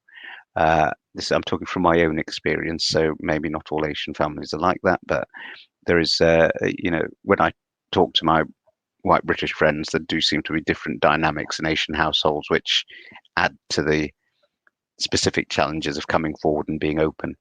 You need to create an environment where problems can be discussed. Focus on kind of what people are doing and not in a judgmental way, but just out of curiosity. I think what also helps is if you know people are doing stuff, then it's making sure that they are fully aware of the risks and things like that. So keeping people safe, making sure they know the risks. And in the trade, which will be talked about, I'm sure, by our colleagues, we talk about these as brief motivational interventions. So it's not about fixing them; it's starting to create a dialogue so that people come to their own terms, because we can't, if somebody is bang at addiction, you will not be able to do anything. You can spend, and I've seen people spend hundreds of thousands, very rich people, hundreds of thousands, in some cases the millions, on the fanciest addiction therapies known to man and the fanciest rehabs. And the first thing that the person does when they come out is get bladdered or start taking drugs again. You know, I've seen people who were locked up and incarcerated for 20, 30 years in notorious American prisons. And the first thing they did when they came out was use. So, you know, stopping in its own and forcible stopping is not going to do anything. If anything, it increases the risk because you're removing tolerance, and then people very quickly drink or take drugs at a much higher level. And that's where the major risk comes. Our biggest risk for people who come out of prison is if they go back to a similar lifestyle straight away, and what used to be normal for them becomes really quite heavy, and will overdose very easily on and die. So I put kind of a few hints and tips here. Create an environment, cruel to be kind. This, I think, this is the easiest thing that we can say as professionals, but the hardest thing to do as a parent. It's getting that balance between being supportive of an individual, but not being an enabler, not paying people's debts off for them, not, you know, in some cases, people go off and buy people's drugs for them, or pay off their drug debts, you know, continually lending money for fear that people will get into trouble if they don't. All worthy things, and as a parent, I can only imagine how difficult it is to follow this advice. But if you're engaged in enabling behaviours, as we call them, with people who have absolutely no intention of stopping, you will get sucked dried, and all your good intention won't work. And in fact, it may delay people seeking help. Unfortunately, when it comes to substances, people need to work it out for themselves. Next slide, please. Thank you. So, principles. I'm going to really skip over principles of treatment because I'm hoping that'll be covered by my colleagues. But broadly, we'll look at what I was talking about with stages of change. So the good news is when someone is in active addiction, there's not a lot you can do. However, the process of treatment and support from peers and family and friends is to shift them along in terms of their thinking. So people often start when they're in bad problems in what we call a pre-contemplative phase. They've got absolutely no interest in doing anything about it. Complete waste of time at that stage to do anything, other than you have to start looking for opportunities to, when they may be interested in talking about things, to have a think about it. That's when they're at what we'd call a contemplative phase. That's when people are starting to listen. They think probably things need to change. They may not be interested in stopping, but they're at least thinking more about trying to moderate or change things a bit to reduce the risks. And then we move into an action phase, which is where the treatment providers ideally come in, and as long as people are maintaining that and can see the benefits of treatment, then things will generally go okay. However, life doesn't stop like that. If it was one linear thing, hallelujah, happy birthday, everything's great. Unfortunately, it's a cycle. So at any given point, people will slip back or go all the way around and be perfectly normal, because this is a chronic relapsing remitting condition. Very rarely will somebody have an episode of a substance problem and never have problems again. It has happened, it can happen, but it's unusual because it's a learned behavior which has happened over time. It's a physiological response, and the longer people have been doing it, the harder it is to break that. So when times get hard and we revert back to type, these are things which become a risk again. So within treatment, there'll be a more structured assessment. This would be a biopsychosocial one, advice about harm reduction for people who are still using substances or wanting to stop. Next slide, please. We look at family involvement, safeguarding, building recovery capital, which is basically a posh way of saying what's their life work without the drugs. These are specific things about medically assisted treatment. So with people with alcohol problems, we can either do a drink down, we can do a community detox with medications called Librium. That can either be, those are kind of slowed down a bit in pandemic, but these are all interventions. I don't know whether they're commissioned to be delivered in your local area, but these things we do. If people are too risky, we could have a planned inpatient detox. When people are critically ill, they will do an acute inpatient detox. Alcohol detoxes are very, very dangerous things. And part of the reason we don't repeatedly do community detoxes or planned detoxes is it's very toxic to the brain, the detox process. And the more frequently you go through that cycle, number one, it becomes a coping strategy in itself that reduces the risk of behaviors improving. And the other problem we have is we get to a situation where people can't necessarily the lower amounts of alcohol will result in higher risk. So it's pretty dangerous. We use relapse prevention meds. Nalmefene is one. Acamprosate is another, and naltrexone. These are for people who have stopped drinking largely and are wanting help to stay off. They have some success, some evidence base, but I haven't seen them change the world for anyone. Nalmefene made the news because that's something you can actually take at lower levels of drinking whilst you're drinking to reduce your cravings and stuff. And the daddy of relapse prevention meds and alcohol is a lovely thing called antabuse or disulfiram, which one takes, and if you drink on it, you get a horrendously horrible reaction, which it prevents people from drinking on top. Okay, vitamin replacement is vital to avoid those cognitive and neurological memory risks, Wernicke's and Korsakoff's I spoke about. Hep B is to do with Hep D is one of the conditions due to excessive drinking. Hep B, I mean, we could talk about hepatitis and stuff later on. Hepatitis is linked to drink. Hep B is more, I think, linked to other things as well. Hepatitis, but there is alcoholic hepatitis, and there are things that we can talk about. So, but we'll move on to that later. Sorry about that. Risks of repeated detoxes, physical and psychological. I've mentioned that. Okay, can we move on to the next slide? Right, okay, drugs. I'm doing a whistle-stop tour. I'm sorry, I've been talking a lot longer and probably people are very bored of me. You've got more exciting stuff to come.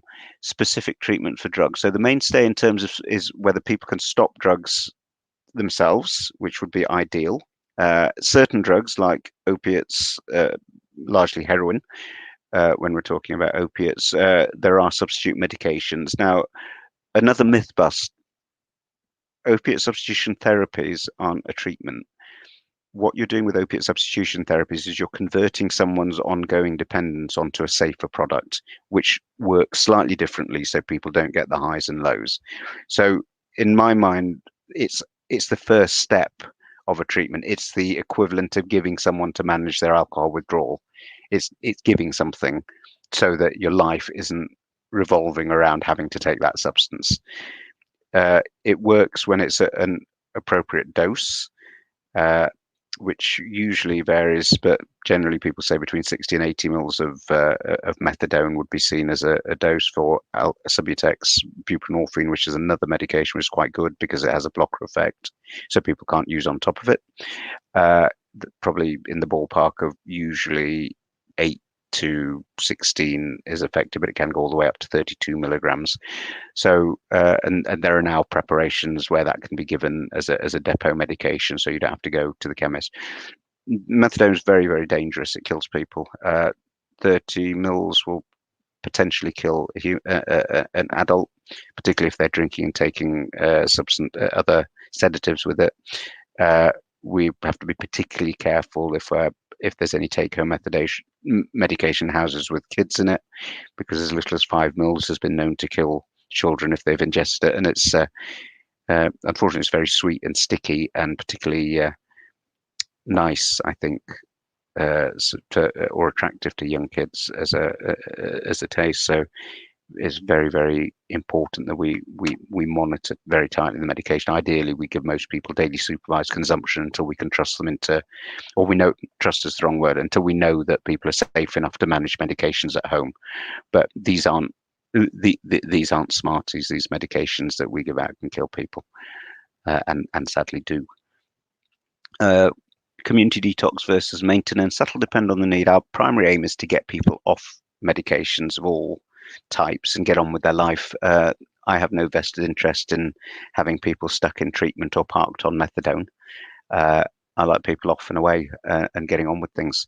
But there are a certain cohort of people where we can't really help people get off. And these guys that I talked about, 40, 50-year-old, have been doing it forever. When we have tried detoxing them, things just get messy. And I think there's a measured decision that they can't cope with life. They don't want to take heroin, but they can't cope with life off an opiate substitution therapy. So we kind of agree to manage those people as maintenance. Symptomatic detoxes are things that we can provide in the community. They are rarely done because the medications are at risk of people liking too much, but in certain circumstances they're helpful. And also in a lot of the a lot of people come to in terms of recreational drugs, there's no approved medication where we can treat them with, particularly for cocaine, cannabis, and other substances where there's no real medication choice, which is helpful. Okay, so that's where we are at with those drugs. Naltrexone is used on both. Naltrexone is a nice blocker, so if people have come off opiates, if they take naltrexone, it doesn't make them ill. It gives them, but it blocks their opiate receptors. So if people are tempted to take drugs on top, remember when people have detoxed, it's a very vulnerable time. So when those kind of, there are a number of people who may well be doing very well, but if an acute stressor comes up very soon after someone's completed a detox, then they're at high risk of relapsing. And when, as we talked about the risks, we need to help. So it's I kind of sell it as an insurance policy, really. It's not to say that you're going to fail, but if bad things are going to happen, if it's in your system, it doesn't cause too many side effects, and it can protect you from a risk of relapse, which is always good. We do look at other options if it's too risky to detox people in the community, or if there's significant mental health options. Sometimes people want to get off, but their social environment just won't allow it. It's too chaotic. People like that may benefit from an inpatient detox for drugs, or if they're drugs like crack and benzodiazepines, which we can't formally community detox off, being in a safe environment, which is particularly geared towards helping people coming off things, is very good. Hospital detoxes are not helpful because it's not a place, it's not designed to help people manage off a thing. It's there to medically stop people being ill as they're detoxing. And the gold standard is rehab if people have the needs and need to really develop the skills, particularly people with complex trauma or have started taking drugs at a very early age. It's not, they don't, a lot of people that have problems because they didn't have the skills developed or weren't exposed to the right types of influences and behaviors that help you cope with life. So if you take that coping strategy away and ask somebody to function, and then where they haven't had the opportunity to learn what normal functioning is, because and their main stress coping strategy was a substance, you're leaving people kind of fairly naked, without psychologically naked and vulnerable to relapse. Bear in mind, you don't get, as part of the package, you don't get a free house and a free job and a free supportive relationship. You stop taking your drugs, you're back in the social situation where you were in. You may well have made changes along the way.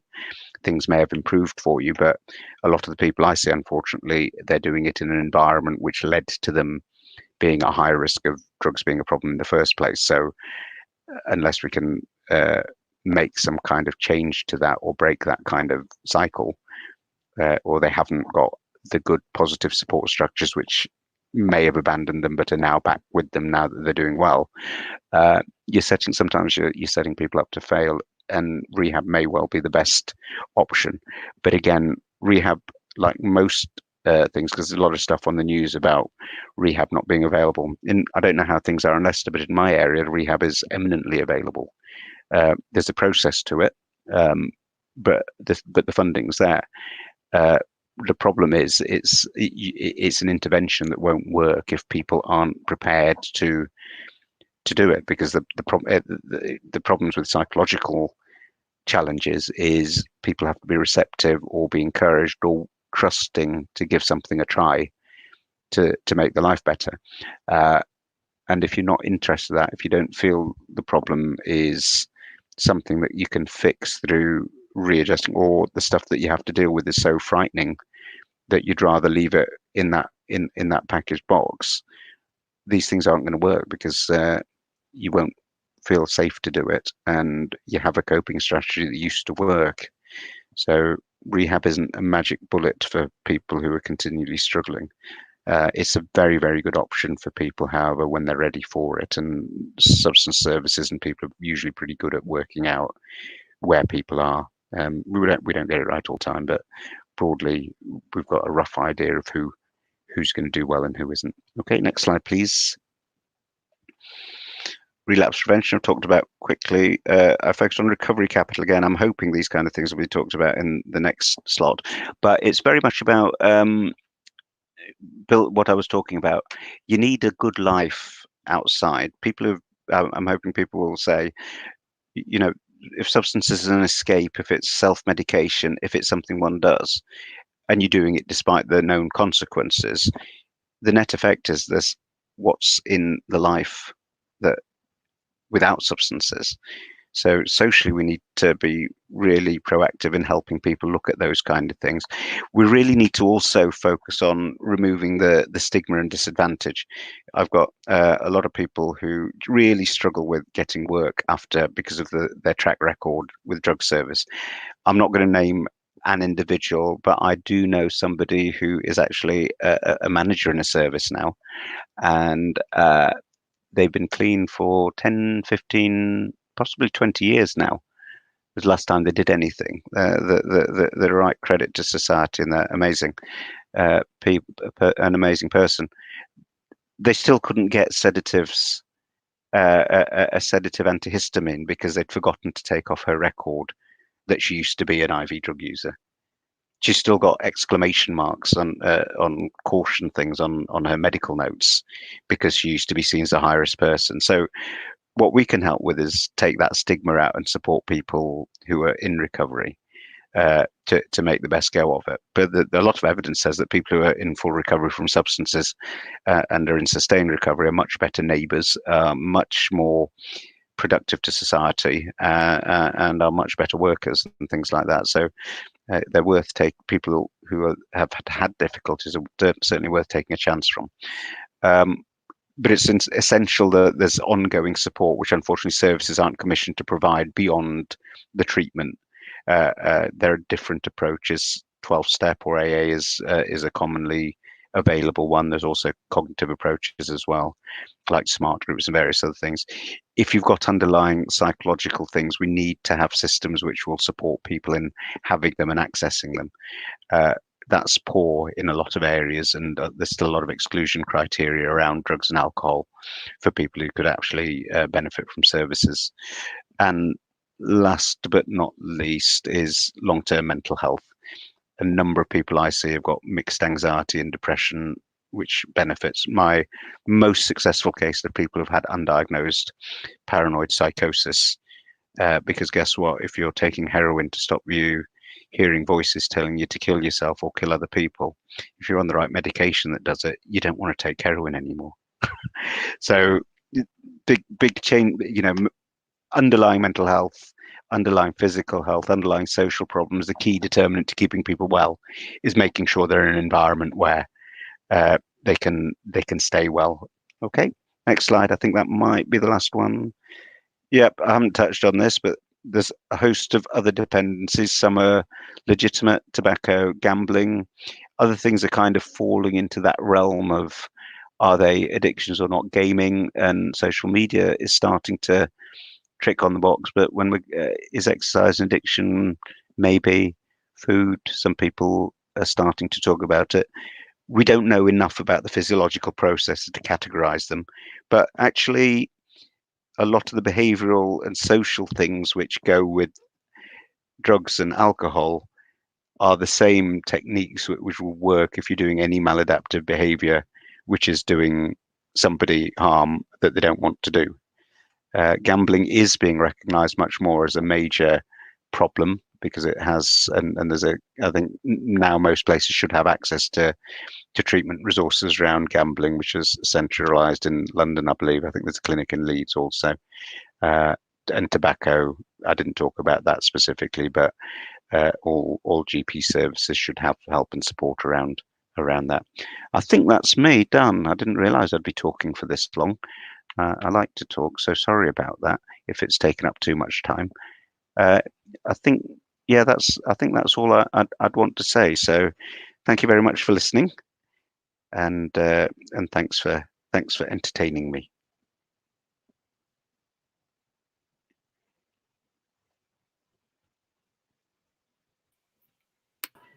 Helped us to start thinking about some of the key addictions that we need to start thinking of. And as I posted in the chat, you've given us a real good background, and obviously from the local services that we have, we can offer the ambassadors some top-up sessions around some of the substances.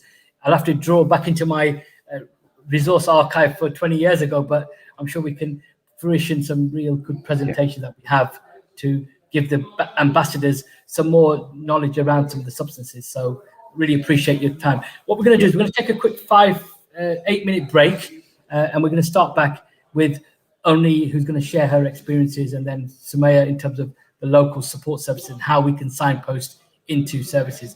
And then please stay on, and we will take questions and answers before we finish the session today. But it's been a great presentation. You do talk a lot, but it's good that you talk. You talk sense, and you gave us something to think about. So thank you for that. Yeah. If nothing else, I've been told I've got quite a hypnotic voice, so people do get nice snoozes. I was snoozing. I kept my camera off, so don't really know. Anyway, have a quick break, have a good stretch, and then we'll come back at 2:10 past 2. Thank you. Thank you.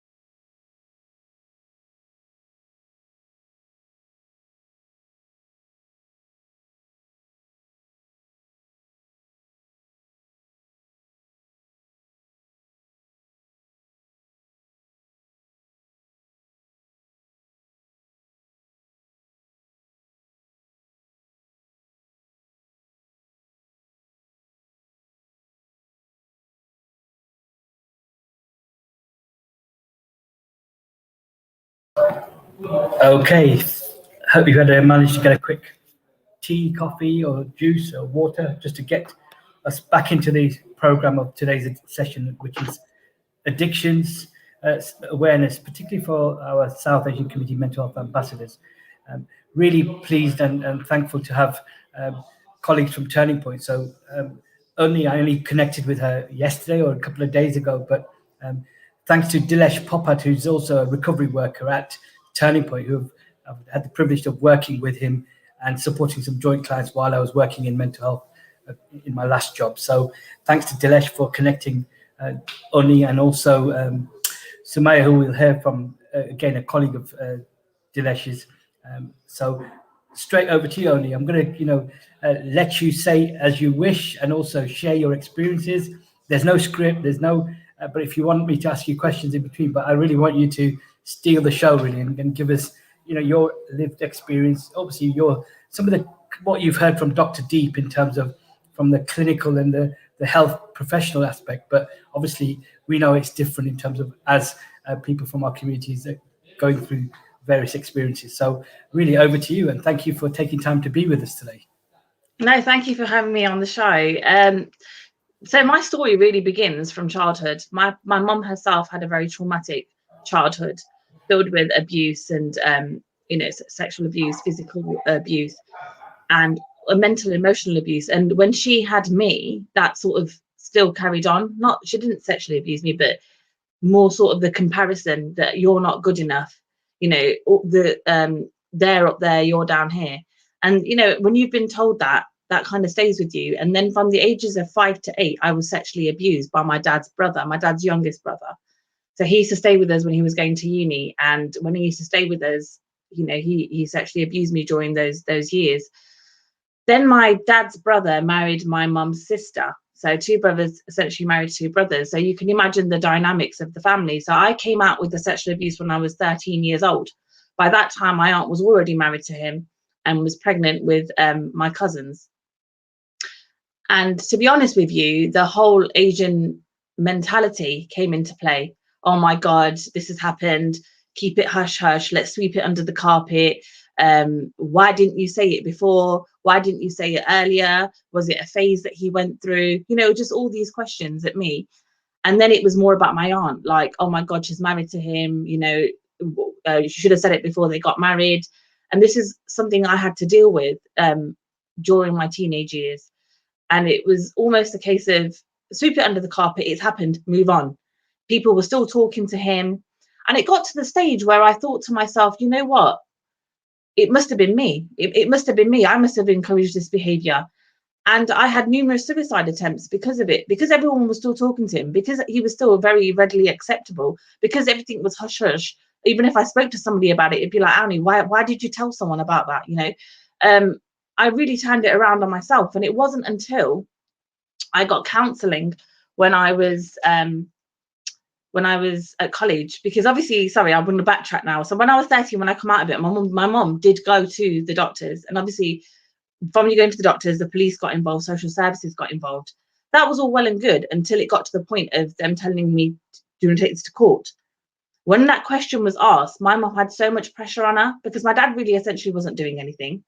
None of my dad's family was speaking to us because of this situation. My mum's family were putting pressure on my mum because my aunt was married to my uncle to make sure Annie doesn't take it to court. And my mum was essentially telling me, look, you can't take this to court. And I really wanted to take it to court. And I had to turn around and say, no, I don't want to take this to court.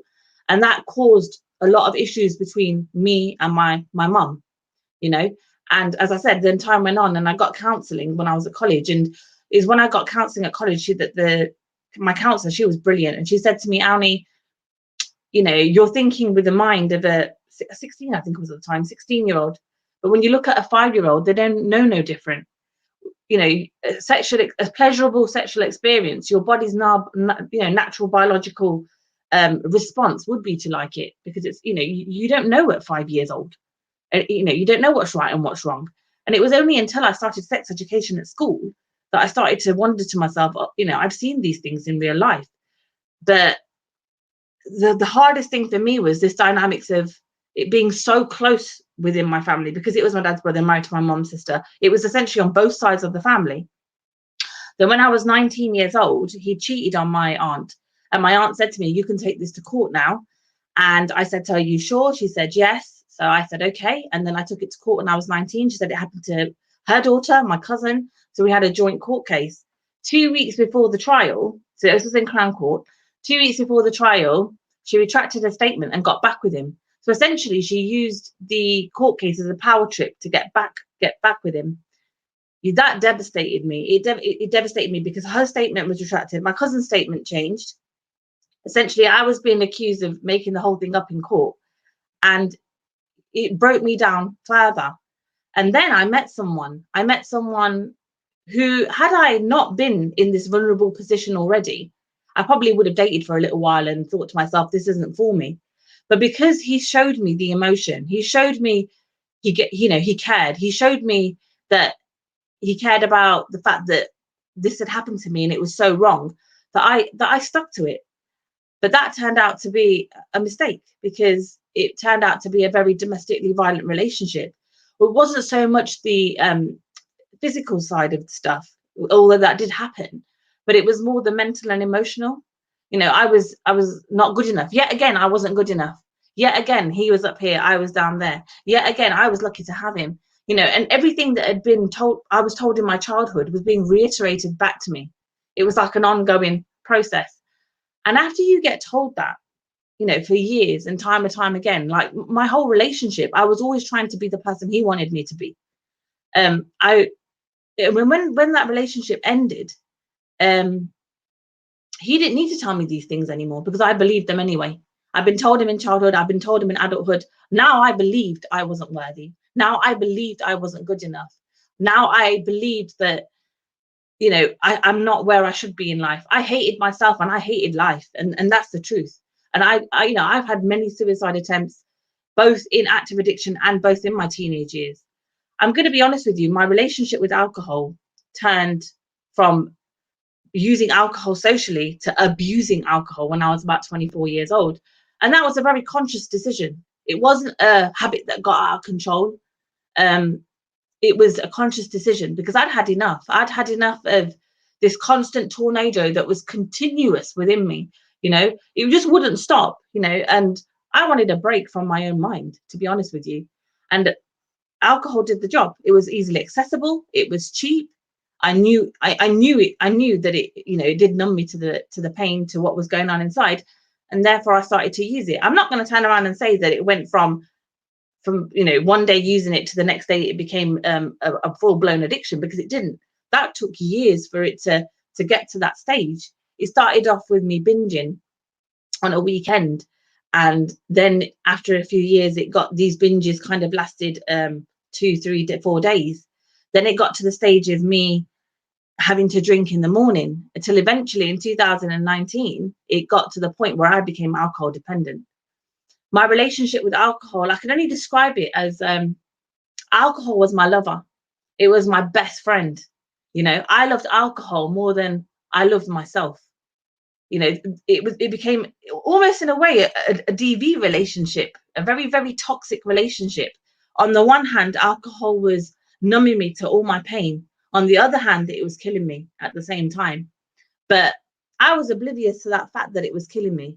I was also oblivious to the fact that it was emotionally killing my children, my family. I was stuck in this black hole, and all I could see in this black hole was me and darkness. It was only when I got into recovery that I realized that in that black hole was my children were right there with me. My family were right there with me, but I couldn't see that at that time when I was in active addiction. And that's when, in 2019, that's when I started to engage with Turning Point. I'd engaged with Turning Point previously to 2019, but I think it's also about, like Dr. Deep said, it's about that time where you actually realize that this is becoming a detrimental thing to me and those around me. It's affecting my life, it's affecting those around me, and it's also about the worker, I believe. In 2019, that's when I met Dilesh Popat, and he became my recovery worker. And our relationship worked, I guess, because he was very straight talking, and that's what I needed at that time. But also I was very stubborn. I was a very, very stubborn client. I gave him hell, to be honest with you. And at first, when he was talking to me, he told me I was alcohol dependent, and because I tried to stop drinking alcohol, so I did a cold turkey thing, and I had seizured while I had, hadn't been drinking, and obviously that's something that never happened before. Previously to that, I'd always been able to drink, stop drinking, experience a hangover, I guess much worse than normal people would experience, but it lasted 2 or 3 days, and then I'd be fine, or in my head I'd be fine. But I'd never seizured before, so this was telling me that something was a bit different this time compared to the other times. But I was due to go back to work, so it wasn't like I hadn't been in an employment or been in education or anything like that. I'd been working at laboratory at the hospital, and then I decided that I didn't want that job. I wanted to do something else, so I went to Eon, and then I decided that that definitely wasn't for me. And there was the laboratory accepted to take me back, and there was a month and a half gap in between that time, and I'd essentially made myself alcohol dependent between a month and a half. So alcohol was always a problem. It was always my go-to. It was always my crutch. I'd always found from the age of 24, since I started to abuse alcohol, I'd always abused alcohol from that point onwards. I viewed alcohol differently. But I'd never made myself alcohol dependent. This was the first time that I'd made myself alcohol dependent. And I said to Dilesh that, I'm going back to work. And he said to me, Auni, you can't go back to work. And I said to him, I am going back to work, and you watch me. I'm going to go back. And he was right. I couldn't, because on the first day I lasted about 3-4 hours until I started to shake, and it became very, very apparent to people that something wasn't quite right. I had to become quite open with my managers in the end. They'd known about the traumas in my life, because it was one of these, I was blessed to have worked there, to be honest with you. They'd known about the sexual abuse, they'd known about the DV in my life, but I had to become quite honest with them in terms of the fact that alcohol was my coping mechanism. It was my self-medicating tool.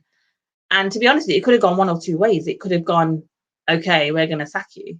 Or it could have gone the way in which it went, and our relationship became stronger, because of me becoming so open and honest.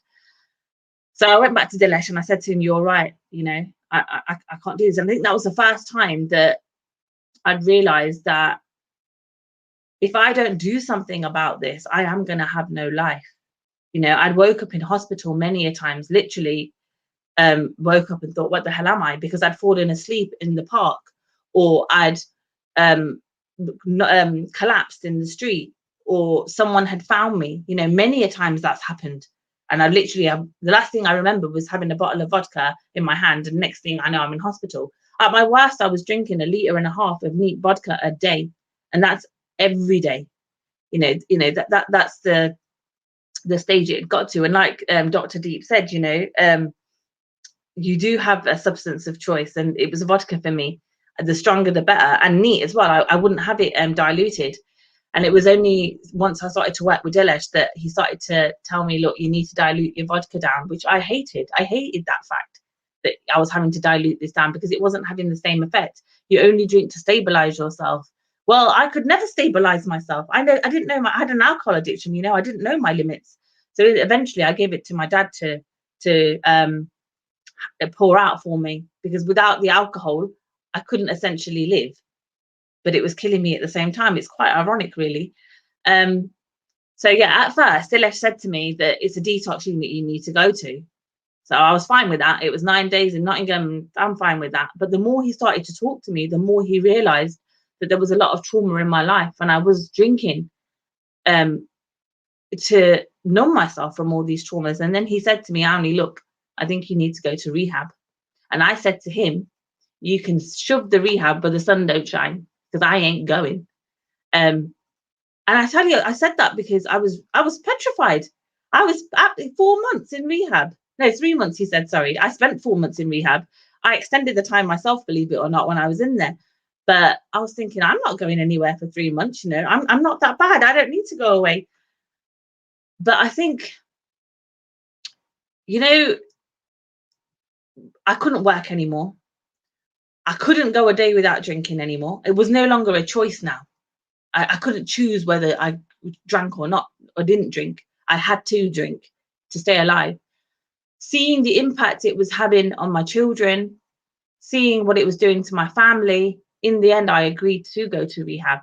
And I tell you what, I will be forever grateful to have been given that opportunity. I went to a special rehab, a trauma-informed rehab, and it was more than designed around the addiction. It was more designed around the sexual abuse and the domestic violence. And that's exactly what I needed, because it was only in rehab was I able to strip back. I never knew who Auni was. You know, I never knew. I knew who I was told I was, but I never knew who I was. And that was the first time that I was able to literally strip myself back, build a relationship up with myself, get to know who Auni is, you know.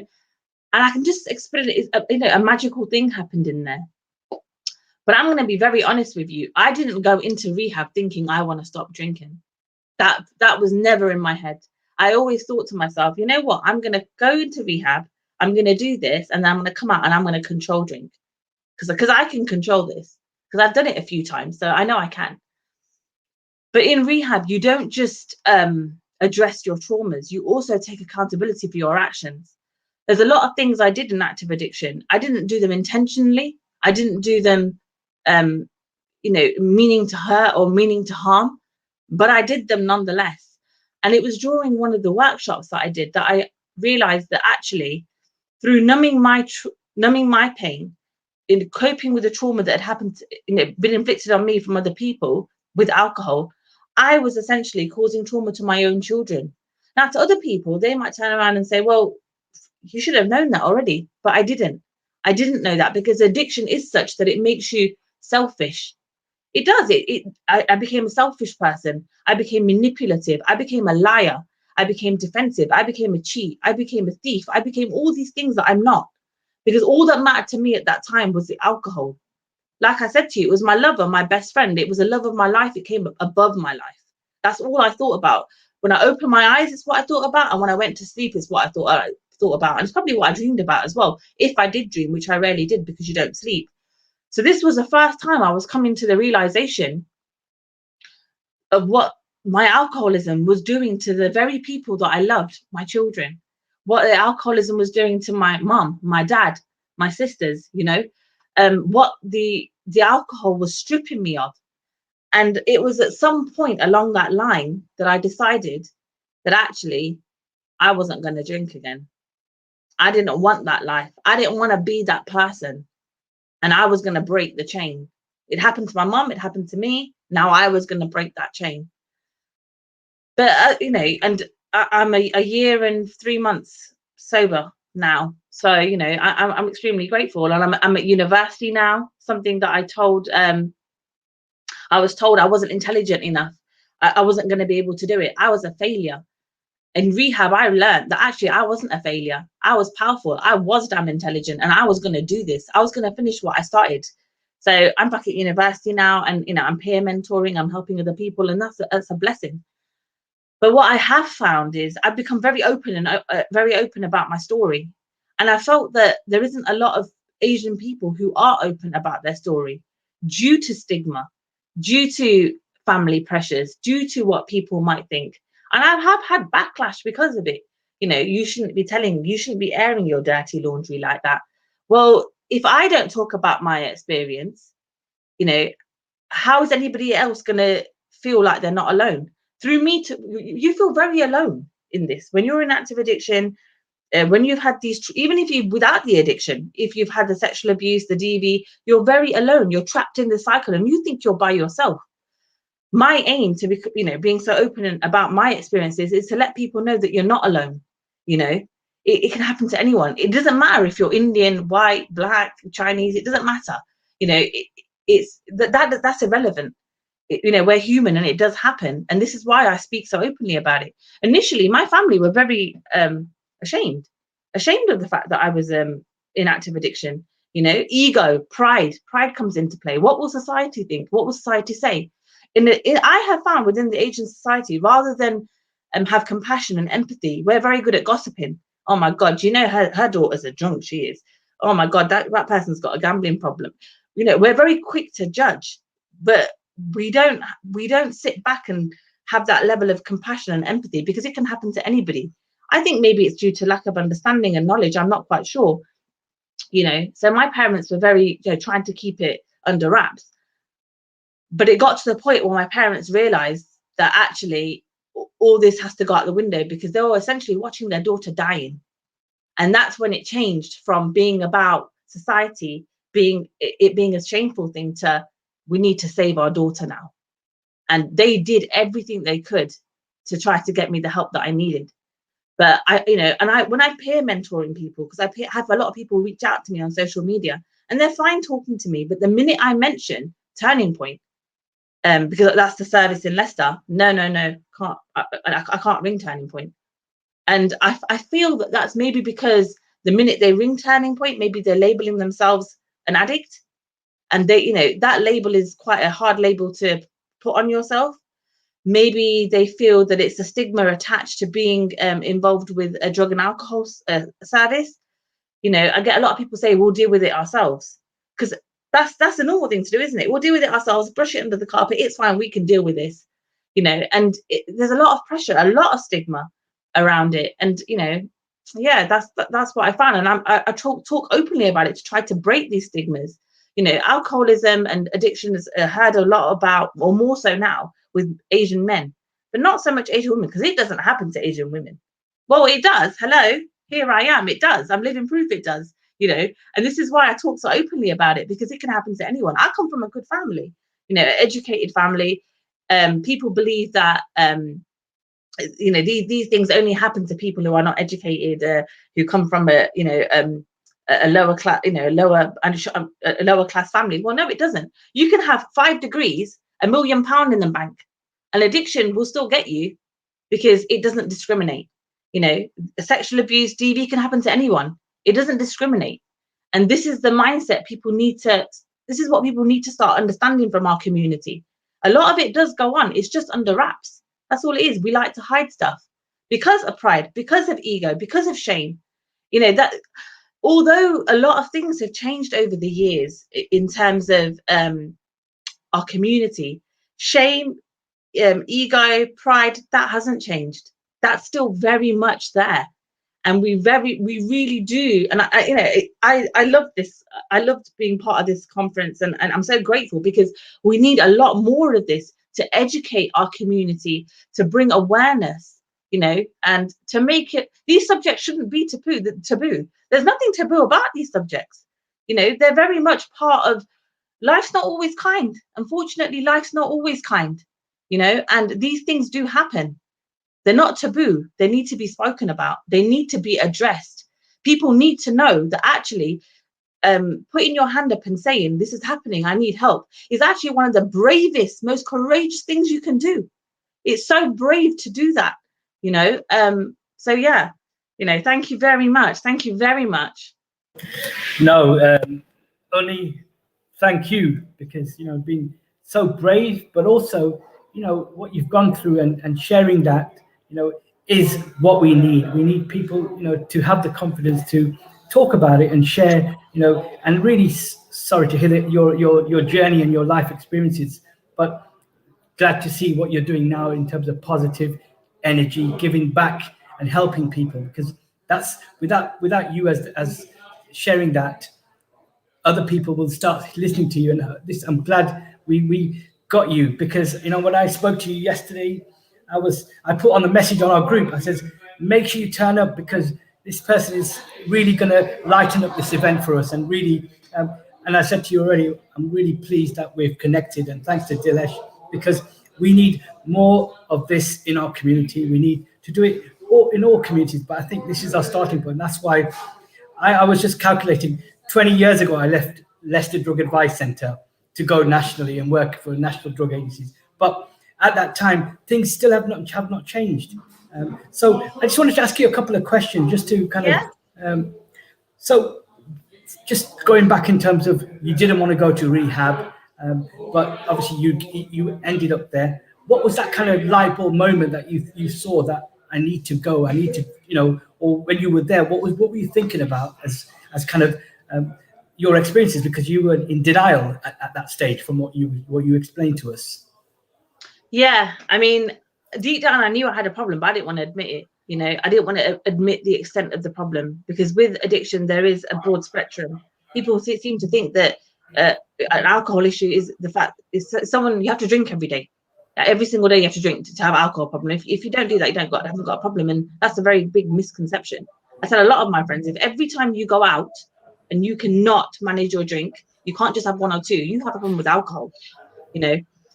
But at that stage, I think I was more scared, to be honest with you. You know, going to a detox unit in Nottingham for 9 days was okay by me. It was in Nottingham. It was just down the road. It was 9 days, you know. But when he said rehab, that was 3 months. That was 3 months. I went to a rehab in Gloucestershire, in Stroud. I'd never even heard of Stroud. You know, this was like, what, where?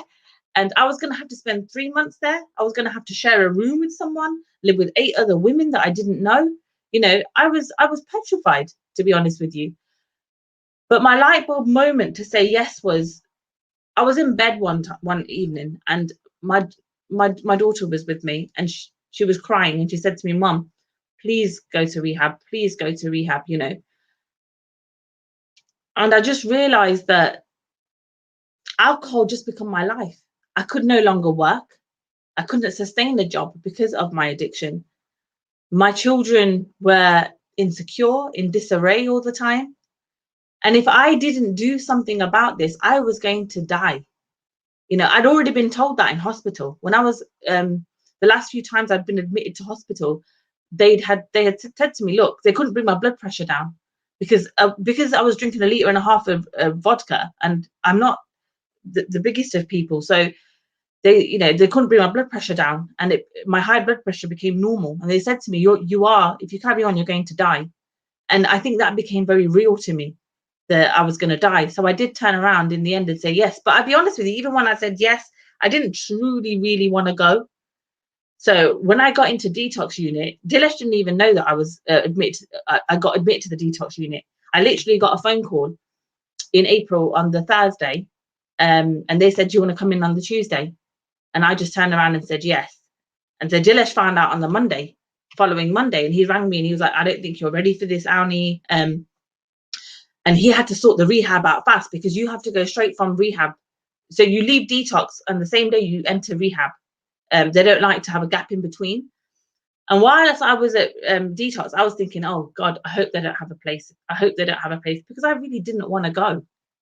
And I think it was more fear at that point than denial. You know, I'd come out of detox. When I finished detox, I felt fine. I felt dandy. I felt great, because as Dr. Deep said, the Librium had successfully detoxed me. So I was no longer alcohol dependent. So I didn't feel the withdrawals anymore. So I thought, this is great. I don't need to go to rehab. And I won't lie to you, on the drive to rehab, because Stroud is in the hills somewhere, I was cussing Dilesh. I was like, where the hell have you sent me? Then I got to the rehab, and it was some cottage just dotted in the middle of nowhere. I was like, oh my God. I was crying. I was putting my stuff out in the room. I was crying. I cried for 2 whole days. I did, you know, because it was scary. You know, there was 8 other women. I'd never met these women in my life. What the hell? I was in a new environment. I was so far away from home. But the funny thing is, I was petrified of going into rehab. And in the end, when it came nearer the time to coming back to Leicester, because Leicester's where I'm from, I was petrified of coming back. I was scared to come back, because I'd gone into rehab as one Auni, and I'd come out of rehab a different person, a completely different person. I was scared about coming back to Leicester. I was scared about coming back to my room, because I'd spent, previous to me going to rehab, I'd spent many a drunken slumbers here in this room. I was scared about coming here. I was scared about interacting with my family. The whole dynamics changed, because I had changed, and it took my family a little while to get used to me. You know, I remember my mom saying, what the hell did they do to you in rehab? Because before rehab, I had no boundaries. Like I said to you, I didn't know who I was. And all of a sudden, I've come back, this Auni that knows exactly who she is, who has boundaries, who knows what I will tolerate, what I won't tolerate. You know, this whole brand new person. And my family's thinking, whoa, who is this person? You know? So yeah, and I had to sort of become empathetic at that point myself, because I'd had that time away to work on myself, yet my family hadn't had that time. They hadn't had time to go away and work on themselves. And although addiction doesn't just affect the addict, it affects everyone around the addict as well, you know? And so that's when I had to become the empathetic one. I had to do a lot of the explaining. Also, I found a great thing was I took a lot of accountability for my actions. So like I said to you previously, although I was doing things in active addiction which I didn't mean, I wasn't aware of, I did them nonetheless.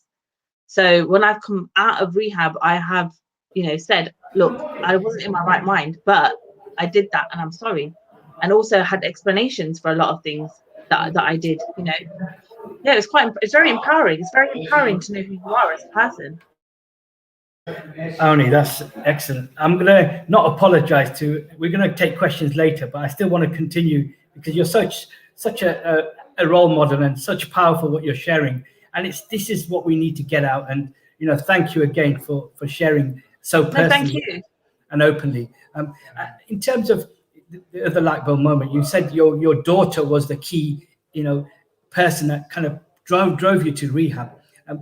And coming back, obviously, that's kind of your relationship now with your family, with your kids as well. So what would you say to others who are obviously contemplating that denial, or I don't have a problem? What's the kind of one or two key kind of positive messages you feel you could pass on to them?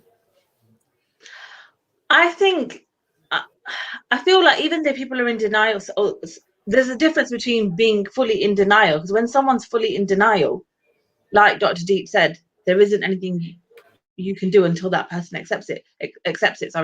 But I think mine was more denial to other people. So deep down, I knew I had a problem, but by me telling other people I didn't have a problem, I was kind of trying to convince myself that I didn't, even though I knew I did. I want to say it's okay. There's nothing to be ashamed about. As I said before, life isn't always kind, and we all have our different coping mechanisms. Substance misuse is just one of many different coping mechanisms. There's no shame in it. There's absolutely no shame in it. And it takes a lot of courage and a lot of strength to reach out for help. But reaching out for help will and can change your life. Literally, my life has completely changed. I am a completely different person. My life now, I feel like I've been reborn. I literally am seeing life through different lenses. I appreciate and value things. I have so much gratitude for life. I'm literally achieving things that I thought I'd never achieve. I'm a completely different person. And all because I said yes, all because I took that step, that very brave step to say, you know what, I need help. So please don't suffer in silence. Please don't feel like you're the only one, because you're not alone. There's nothing to be ashamed of. And it's a very brave thing to do, to turn around and say, I need help. And it can change your life, literally change your life. Thank you. What we're going to do is we're going to bring Samaya in at this point. Stay on only with us. We're going to bring Samaya, who actually is going to be talking about her role as the recovery worker, particularly for our communities, but also and what kind of, how can our ambassadors learn more about the services, and also how can we signpost? What is the process of signposting people? So give a brief introduction, Samaya, because it's great to connect with you after so many years. So thanks again. Over to you. Well, as you know, Kiri, I came into this role for a counselling and psychotherapy. That's my background, and came into your role and took your role on, and I ran with it. Since then, life has evolved and evolved for me. I went from that role to a very criminal justice role for NOTS probation, did different roles, promoted, went through the whole cycle, NOTS police, and then finally HMP Leicester. So I currently have a very unique role. I am part working for NOTS Healthcare in the prison as a senior recovery worker, but I also work for Turning Point as a community recovery worker. So this role in the community is very new to me. I last did it 25 years ago after you. So yeah, I'm actually enjoying it. One of the things I wanted to say before I move on to talk about Turning Point was thank you very much, Avni, for sharing your story. That really did impact me and move me. And I'm really glad that you found yourself now. And, you know, you've got family behind you. So Thank you. That was very powerful and moving. So what am I doing? I'm currently engaging with the BAME community. One of the things I've recently secured has been family work and carer work within the BAME community. So I see people on one-on-one. Hopefully, I'm arranging to get a forum together, like on a Microsoft Teams session, and it will be a support session for family members and carers of those, you know, struggling with substance misuse. I still keep a fair amount of criminal justice clients on my books. Some of them are BAME communities, and yeah, and I'm trying to reach out to people. Now, I just wanted to say a little bit briefly about Turning Point here. Is Turning Point's been around for 50 years. It's mainly deals with issues around substance misuse, mental health, and learning disability. So a lot of the range of services that we offer is group work.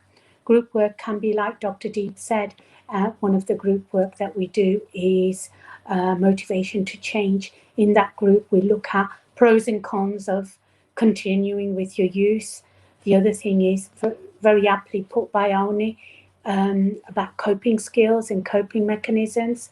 You know, whenever you take something negative away, you need to put something positive back, and that can be in the shape of your hobbies and other things. You get recovery worker support, so one-on-one. And that takes a while because you have to develop trust, rapport, and you've essentially, because I come from a psychotherapy background, essentially you've got to walk in that client's shoes with them or walk beside them, because often they've never had anybody walking alongside them. Their journey has always been in isolation or on their own. The other things that we offer is the health and well-being. So we have nurses employed within Turning Point. So nurses will do the bloodborne virus tests and things. We have other services from the hospital that come in. If you test positive for Hep C, they will see you in Eldon Street in the city centre hub. So it's working in partnerships like that. Mental health services. Turning Point has now got roles in dual diagnosis, essentially based at, you know, Bradgate unit. So there's lots of new things and new posts and everything coming up.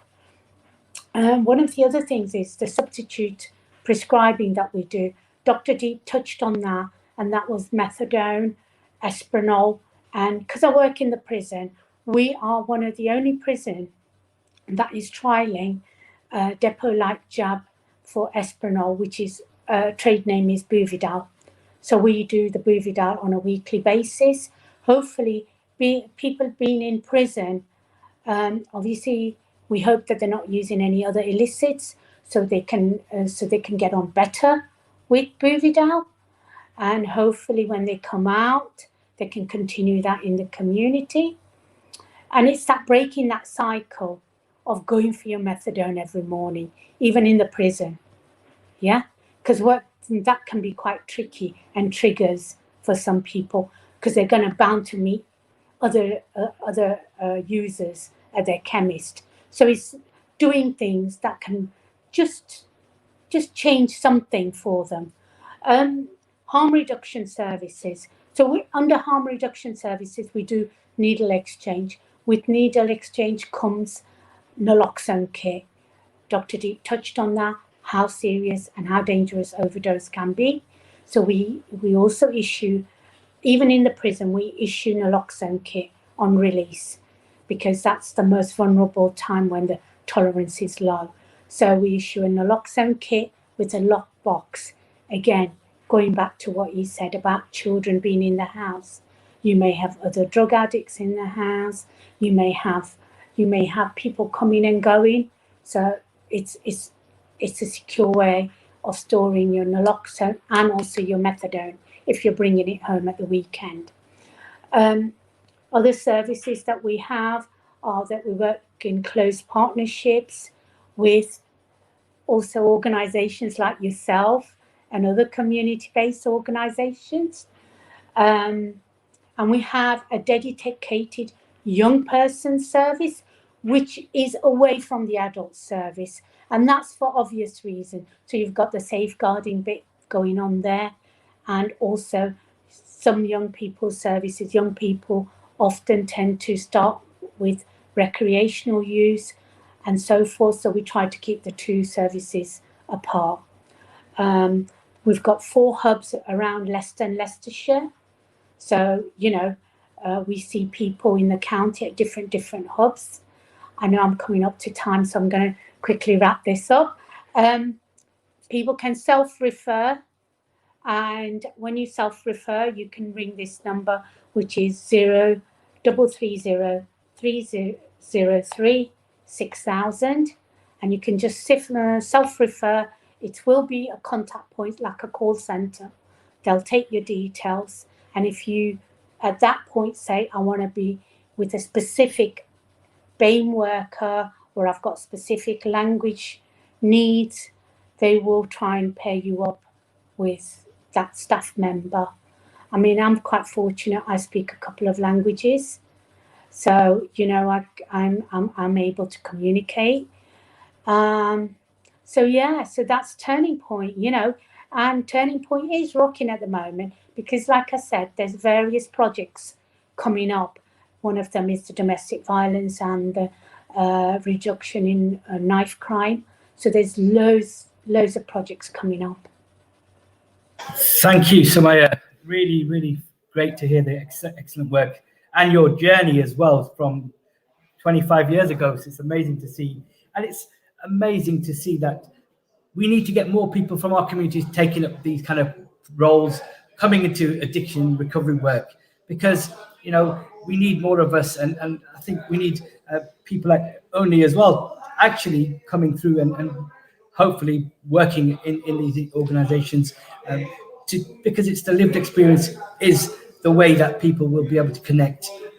So thank you for sharing. Thank you for coming and supporting us. And now we've connected. We're not going to go away, both of you. You're going to be like connected to us. And and I know that Dilesh works really hard in our community, and that's something that we will continue to do. And through our ambassadors now, we've got 18 trained, so we will connect as well. I want to bring Dr. Deep in as well, and we can start the Q&A, and also the other ambassadors that are joined on StreamYard. Can we bring them on as well, so we can start the question and answer session? And we will run a bit over, but I'm not apologizing for that, because I think this has been such a powerful session, and only you've lightened this up. Dr. Deep, you started it, but the fire has been lit by Avni, in terms of the barriers that she shared, the challenges, and how she's gone about and dealt with it, and the perseverance. Such powerful testimony, and really thank you, and really that's going to be the highlight. So over to the questions. I know some people have already put them, so I'm going to start off with Gevel, because I think Gevel's can introduce himself, and then he'll ask his question, and we'll go around as well. Hi everyone. Great session, Dr. Deep. It was very informative. Sorry, can you hear me okay? Yeah, Dr. Deep, thank you. It was very informative. Obviously, I mentioned in the comments, from a youth perspective, it would be great to get some wider knowledge around that area, obviously looking at the prevention rather than the cure, and also how better for us to interact with youth in types of the support that we can provide, because often when we do work with these youth, the first thing they say to us is that there's no one out there really to help them with certain things like addictions and stuff. And I know we do have agencies, but I don't think they make themselves aware or promote themselves enough for the youth to know that they can approach them. And sometimes they have difficulties in knowing if they do approach someone. As Arnie was mentioning earlier about social services getting involved, police maybe getting involved, other agencies, and for someone so young when they're going through so many things, I think we need to make it clear that what they can speak about and it can be kept in a confidential arena. And then Arnie, yeah, as Kirit said, it was very powerful listening to that. I think the changes you've made with a lot of the younger people we work with, especially the females, I think a lot of stereotypes we say in general when it comes to drugs, substance misuse and things. And I think a lot of people do tend to stereotype a lot of men who do it. And I think you mentioned that as part of just a general, it's just accepted in society that that's what people think. But I think more and more what we're noticing is younger girls, and I've been saying this in a lot of our sessions recently as well, when we've spoken on knife crime, drugs, mental health, that more and more girls, especially from the Asian community, are getting involved. And it's not just as a standby anymore. They're actually actively involved in various things, from holding weapons or drugs to going out and drinking and just partaking anything that you would stereotype a guy to do from that age. So I think a question to maybe both of you or to either of you, or what you would suggest, but when it comes to helping youth and trying to work on the prevention side and in terms of early intervention, what point in their life do you think that they would accept seeking help? How far do you tend to go down that line, maybe with an addiction or in a certain situation like domestic abuse, domestic violence, the things we're talking about? How long do you go as a youth? As an adult, we may understand things more. We may understand manipulation or someone trying to groom you and things like this. But as a younger person, it's a very different thing. So, just, where do you think that they would come out and seek help in that journey of theirs? Is it okay if I go first? And then, because I think what works well is I'll say my bit, and then Annie will say, no, that's absolute bullshit. It doesn't work like that at all. It's rubbish. Read a book or talk to somebody. So with the youth, are you talking about people under 18? Yeah, I think there's a lot of support. So there is a major issue. Again, I'm trying not to be political here, but there's the two major issues. So I specifically didn't talk about youth because I'm an adult psychiatrist, so I've got various regulation. I can only talk about things which are my expertise. What I do see though is there's a major problem, and I hope that maybe that's something which is being addressed. We're certainly trying to address. It's that transitioning in from youth to adult support is a major issue, because people who've had experience of youth support, when they're getting it, it's wraparound. There's a lot of support in place if you qualify for it, but that's a different matter because loads of people need it and it isn't there. I will be political. Local authority used to have loads and loads of amazing projects, support groups. They had grant funds available to do specific bespoke pieces of work with difficult to engage communities, specific projects for youth, Sure Start, all this kind of stuff, and it all had to be scrapped because of austerity. That's all I'll say on the politics. So it was there. The good news is I think money is slowly starting to come back in, and I think it's making sure those initiatives are there. So I think what the other thing is for the people who are specifically kids, I think we need to get in there. In fact, we've got an obligation to get in there. They're children, as Anna is saying from her experience. Yes, we can talk within the arena of safeguarding.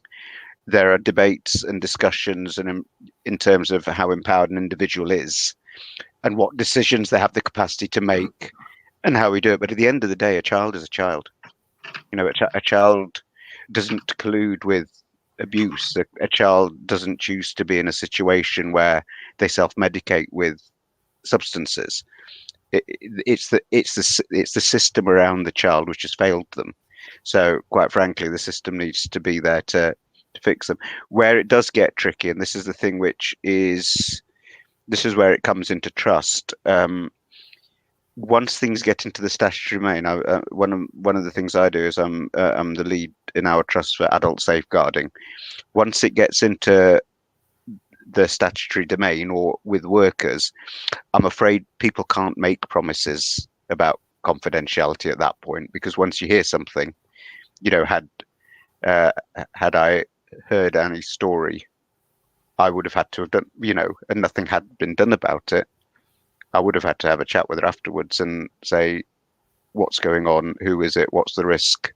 Because those risks are still, we've got statutory obligations. So the short answer is we need to do things. I think it's about getting the kids in, seeing what it's about. And the reality is, as Annie was saying, you know, it's sad to hear Annie's story, but sadly for me, I wouldn't say it's normal, but it's frighteningly more common than people seem to think. And you know, it's and you're right. It's completely. We're moving out of this era where there are boy behaviours and girl behaviours. I think there was a lot of social conditioning about what boys do and what girls do. If you look at kids now, you know, and I don't mean this flippantly, they can decide whether or not they want to be boys or girls. So there is no boy behavior and girl behavior anymore. There's a social conditioning, and I think there's a lag in our community of holding on to these historic, traditional social constructs about what's appropriate for a woman to do, what's appropriate for, like, we will all know gay Asian men who are happily married. But they're of course they're not gay. They're heterosexual. They're just theatrical. We will all know other people who have major problems, which everyone knows about. We will know families where there's abuse and incest and God knows what. Everyone knows about it. They don't bloody talk about it. Women have the same problems. And it's interesting what you said. I'm seeing this in my workplace. I'm seeing a lot more men who are victims now, in terms of survivors of self-harm, you know, self-harm historically, and overdose, female historically behavior, and women who are getting involved in are active participants in violent behaviors and anger related offences. So we need to think of the people as people, and children, we need to have a realistic thought about children. We have to see them as children and vulnerable first, and then we look at what Sorry, within their thinking. Kiri, can you mute your mic? Thank you. Yeah. Kiri, And now can you mute your mic? Sorry, it's me.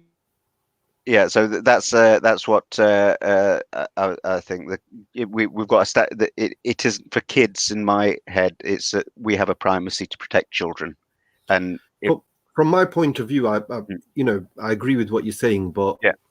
It's not a but actually. I agree with what you're saying. The issue that we find is that they come to us with a problem, and like you say, there's that confidentiality issue. Sometimes I've got no choice but to have to break that based on So the way I deal with it is before people even start, where things get really bad is if people don't know what you have to do beforehand, because then they'll accidentally tell you stuff which they think is confidential, and then all of a sudden this whole circus arrives around them, and they're taken potentially away from their family. You know, they feel pressured to make disclosures to the police and this, that, and the other. And it all happens out of their control. I think the clear thing I always advise people is be very, very clear with anyone you're working with where your remits of confidentiality start and end, because then they have the choice at that point to say what they want to say to who they want to say. Gavin, I'm going to stop you there. Sorry, let's move on, because I think we can take some of this offline as well. So did you want to? Yeah. Annie, did Annie want to say something as well? Oh, I just wanted to say, what's the age range you work with, Kemal? We started off 8 to 18, but as we were saying, you know, because you need to work with some of the youth, so we changed our constitution up to 24 to give us that extra 6 years to really work with youth to form them into a 8 to 24. Because obviously, like you said before, like when you're an adult, you know you're being manipulated. I'll be very honest with you, you don't. When I was in these domestically violent relationship, when I was as an adult, I didn't know I was in a domestically violent relationship. I knew something wasn't right. I was trying to hide it, but I didn't know I was being manipulated. Sorry, it was only until I went to rehab and come out that I realized, oh my God, what the hell? When you're trapped in that cycle, you don't know you're trapped in the cycle. But one thing I tried to do with my children, because my children have been very much affected by the domestic violence they've seen, and obviously my addiction as well. They have a high chance of going into addiction as well, being a children of an addict. You know, they have a higher chance of going into addiction themselves. I try to be very open with them and very honest with them. Most of the time, addiction is a secondary problem to a primary issue. There's always an underlying primary issue. Yeah. And it's about addressing that primary issue. So yes, do address the addiction, but there's that's masking something else underneath. And when I went to the rehab, that's where I was able to really unpick all the traumas that had happened in my life, really get to process them, accept them, put closure on them. And I'm guessing it's the same thing with the age range you work with. So with my children, like one of my sons exhibits some, he's got a lot of anger issues. Now I say to him, look, I know where this stems from because you're unable to manage your emotions. You know, I'm able to help him to understand why he behaves the way he behaves, but also make him understand the way he's behaving, the way he's reacting or his behavior in response to his anger isn't acceptable, but his anger is acceptable. It's okay to be angry, you know, and this is why you're angry. So I think it's about being very open about these issues that will essentially be affecting the age range that you're working with. So the addiction as well. Sorry, I'm not getting my words out, but the underlying issues and making it acceptable to talk about them. They're not taboo subjects. You know, all these things that they've experienced, like they might have experienced watching their parents in a DV relationship, for example, but that's not a taboo to talk about. It's fine to talk about these things. These things happen. Life isn't kind. It's okay to talk about these things. It's good to talk. You know, I think I believe anyway, the focus should be more on that, more about talking about the underlying issues, that it's okay to talk about them. There's nothing to be ashamed of. Personally, I don't know if that helps you or not, but that's what I tried to do with my kids. No, definitely. I think for us, it's just hard finding that support and keeping that balance of confidentiality. We obviously make it clear if they tell us something, but the problem is the youth of today, it's not your blank template from the 70s, 80s that we're still working on now of that confidentiality. Now the kids are involved with things like knives, and it's so much more common. So when they're telling a story, instead of having 1 or 2 bleeps in that story, there's about 60 bleeps. I can't tell you about that. Basically, at the end of it, you've got hardly any of a story because nearly everything involves either drugs, knives, some sort of, it's just crazy out there right now. And I can imagine that's a very fine line, because on the one hand, you want to keep the confidentiality, but on the other hand, rightly so, you are obligated to disclose it, because it could cause harm to themselves or harm to others around them. And if you didn't say something, and you know, then it could lead on to a further consequence. So it is. I can only imagine what a tricky situation you're in. Okay, guys, I'm going to ask the next question in terms of what can we do further now, building on from today, of how do we engage our communities? How do we get the awareness out and work collaboratively? I think that was one of the questions, because I think we are still in denial. We are still working with our communities who don't want to accept some of the challenges. So key messages that, you know, from each of you that we can then work on or take back out. Well, I wanted to say something, just coming on from Kevil, what he said. Towards the end of what I said about our service, you know, we have got the knife reduction project going on and everything. So we've got dedicated, we've got workers that go to schools that do the drug awareness and everything with with young people as well. So there's all that, and our young people's workers are available for further advice should you need them. We're constantly trying to be creative where young people are concerned.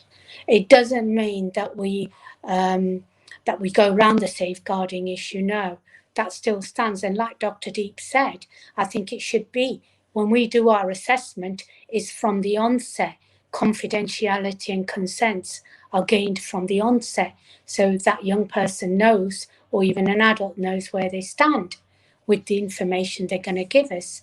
But I think it's also mindful to remember that, you know, there is, our Turning Point project is getting wider and wider now, and it's reaching all the other taboo subjects that, like you know, domestic violence and knife crime. So it is out there.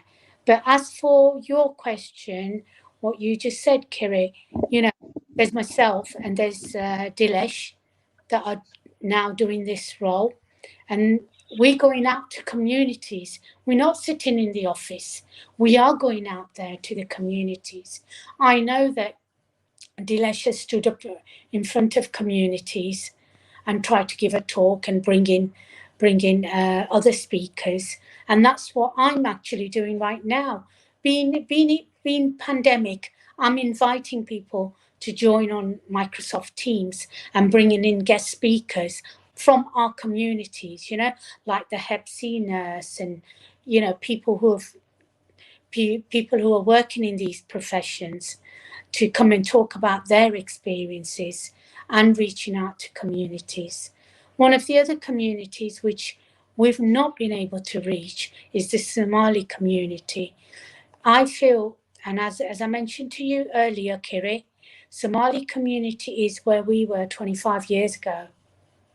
There's a lot of violence and a lot of alcohol and cocaine use going on, and lots of knife crime. You've only got to see A&E at the weekend to know that. So, you know, I'm also breaking that as well, and have been able to secure a drop-in as well at the Somali Community Centre, where I can meet individual clients, young people, adults, and family and carers. And also that drop-in, we also share in partnership with the police as well, because they're our allies as well. You know, we can't hold them at bay all the time. If they're involved, then the young person may feel also safe as well. So there's lots going on, and I think it's worth watching this space, really. And as I said before, you know, a contact point, when you make that self-referral, you've only got to say, can I have such and such worker, or can I have, you know, if you've got language needs, or even needs, disability needs, you've only got to ask. Dr. Deep, I'm going to let you speak, and then I'm going to give only the last words. Okay, you'll have to mute me if I go on too long. You got me on a bugbear. Can you just repeat the question again? It was what we can do to move things forward in our community. Well, I think. Sorry, in your case, what can we do to move?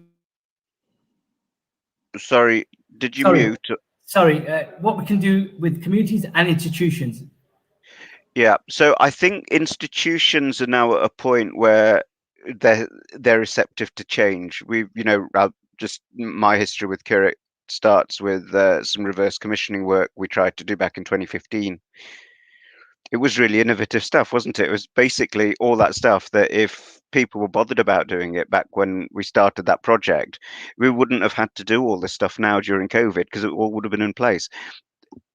Everyone knows that the BS about all of this is everyone knows exactly what needs to be done. It's there, it's evidence-based, it's putting it all together and having the people that does it. So, you know, things, I think the stuff we've done around vaccine hesitancy and getting people the vaccines is kind of the model to go for, isn't it? It's reach to the community. Don't expect them to come to us. It's people who've got some credibility within the community. You know, I know I'm no expert in addictions compared to Professor Colin Drummond or John Strang, but I'm an addiction psychiatrist and I live in Leicester and I'm brown. They live in London and they're white and they publish loads of papers. I might connect with people a little bit more than a white bloke who's got a knighthood might. Maybe not, but you know, these kind of approaches, because and it's that. So with addiction specifically, it's having same years about, it's hearing stories from people like Annie. It's when Kevil's got a group of people who and skill sets to work with particular types of people, how can those transferable assets move to other community? I think there's a particular thing we need to be thinking about in Leicester, which is it's the, and this is why I'm very anti-BAME, because in a sense that I'm not going to touch the Somali community. I don't how they won't relate to me. I'm a British Hindu white brown middle class person who's not much better than a white man. So it'll have to be having people who have that traction within the community, and it's developing links. So Kevil will have there's a lot in common that people have. It's just making those links, isn't it? And it's seeing it's having that message. It's, as Annie was said really articulately, if I have always have one take-home message from these things when it comes to substances, we need to embed in our community. There's a difference between some boys going out and having too many lassies on a night and functioning completely well, and people who are self-medicating with mental health problems or distress or poor experiences. We need to see, as Annie was saying, or get our community to see, that the substance or the booze is a symptom. It's not. Yes, it's a type of disorder. Yes, it has its own things that it needs in place to help deal with that. But that only came about, as Annie was saying, because there's something else underneath. Because why are the people who, if we all know people who drink or drug, why did a whole watch of them do it until they got wives and kids or husbands or jobs, left university, and they're now upstanding members of the community? Why did people, I may as well, we're everywhere, we're hidden in the community. Why did mine carry on until I was 4 years sober, or I'll be 4 years in September? People are there, they're about, and it's about being open and talking about it and saying it could happen to you. Thanks, Dr. Deep. Anyway, I'm going to give you the final minutes to kind of tell us. Sorry, you've given us some really positive bits. Sorry. I feel like they're as well as professionals talking about these issues openly, they need more people like me. I'm your everyday girl. I'm someone that no one knew had a substance misuse problem. I'm probably the girl that people saw on a night out, because Leicester's quite small, that drank too much, but they never knew I had a problem. They never knew about my traumas. And it wasn't until I actually made a conscious decision to expose myself, should I say, on Facebook one day, that everyone was like, whoa, really? And like, yeah, you need more people like me, a lot more people like me that people know, people would never suspect. And all of a sudden I'm coming out and saying, look, guys, I had an alcohol addiction. I've also been sexually abused. I've had suicide attempts, and I've been in a domestic violence relationship. And you know what? I've survived it all. And here I am. And it's okay. And it's fine. And it's nothing to be ashamed of, because people are going to relate more to people like me. Yes, I'm not saying they won't relate to someone like Dr. Deep, but, they're going to relate more to someone like me, your everyday person. And Asian people also need to understand that by coming out in the way that I have, you are gonna have backlash. That is part and parcel of coming out, because it is a barrier. It is taboo within the Asian community. I think a lot of people get put off by coming out because of all the negativity they're going to receive. Well, you are going to receive that. That's one of the challenges. But heck with it.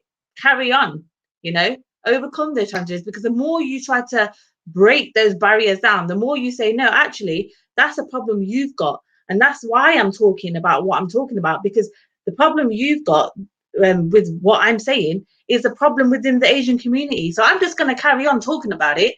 And whoever wants to jump on board with me and talk, let's all talk some more, because we need to be talking about it because it's normal. Let's normalize these things with normal people. That's what I think anyway. That's my perspective. Thank you very much. That's definitely a good note to leave this on. I think the last words are really, we've got some fantastic people from our communities we can work with, we can build on this. We're going to share details of the Turning Points details for our ambassadors, and even the ambassador working with different organizations like Keval. So I think there's more to do, but we need to get the right people, like you said, only. And finally, we do have other opportunities now. We've got a Thursday Eva FM radio program on health in the mornings, so we can start using other contacts that we can start getting this message out. I want to thank everyone for giving up their Saturday time, all the presenters today, even the people listening in. Priti, do you want to say something? Sorry, go on. Priti, do you want to say something? Sorry, go on. No.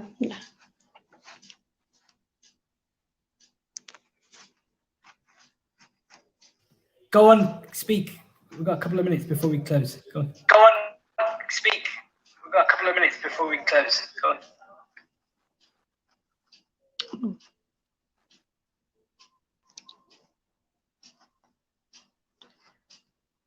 You're asking me? No, I'm all right. Oh, okay, great. So it's thank very you. good. Okay, great. So thank you. We're going to end this session and we'll be in touch again. So thank you very much. Indrani, yes, thank you all. I mean, I've been quiet, but I've been listening it very, very quietly. Like, it's been excellent presentation. I think we have got loads of things that we can work together.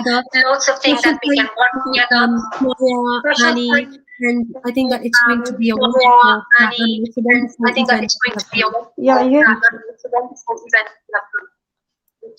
Yeah, message at loan Raikus. Thank you all.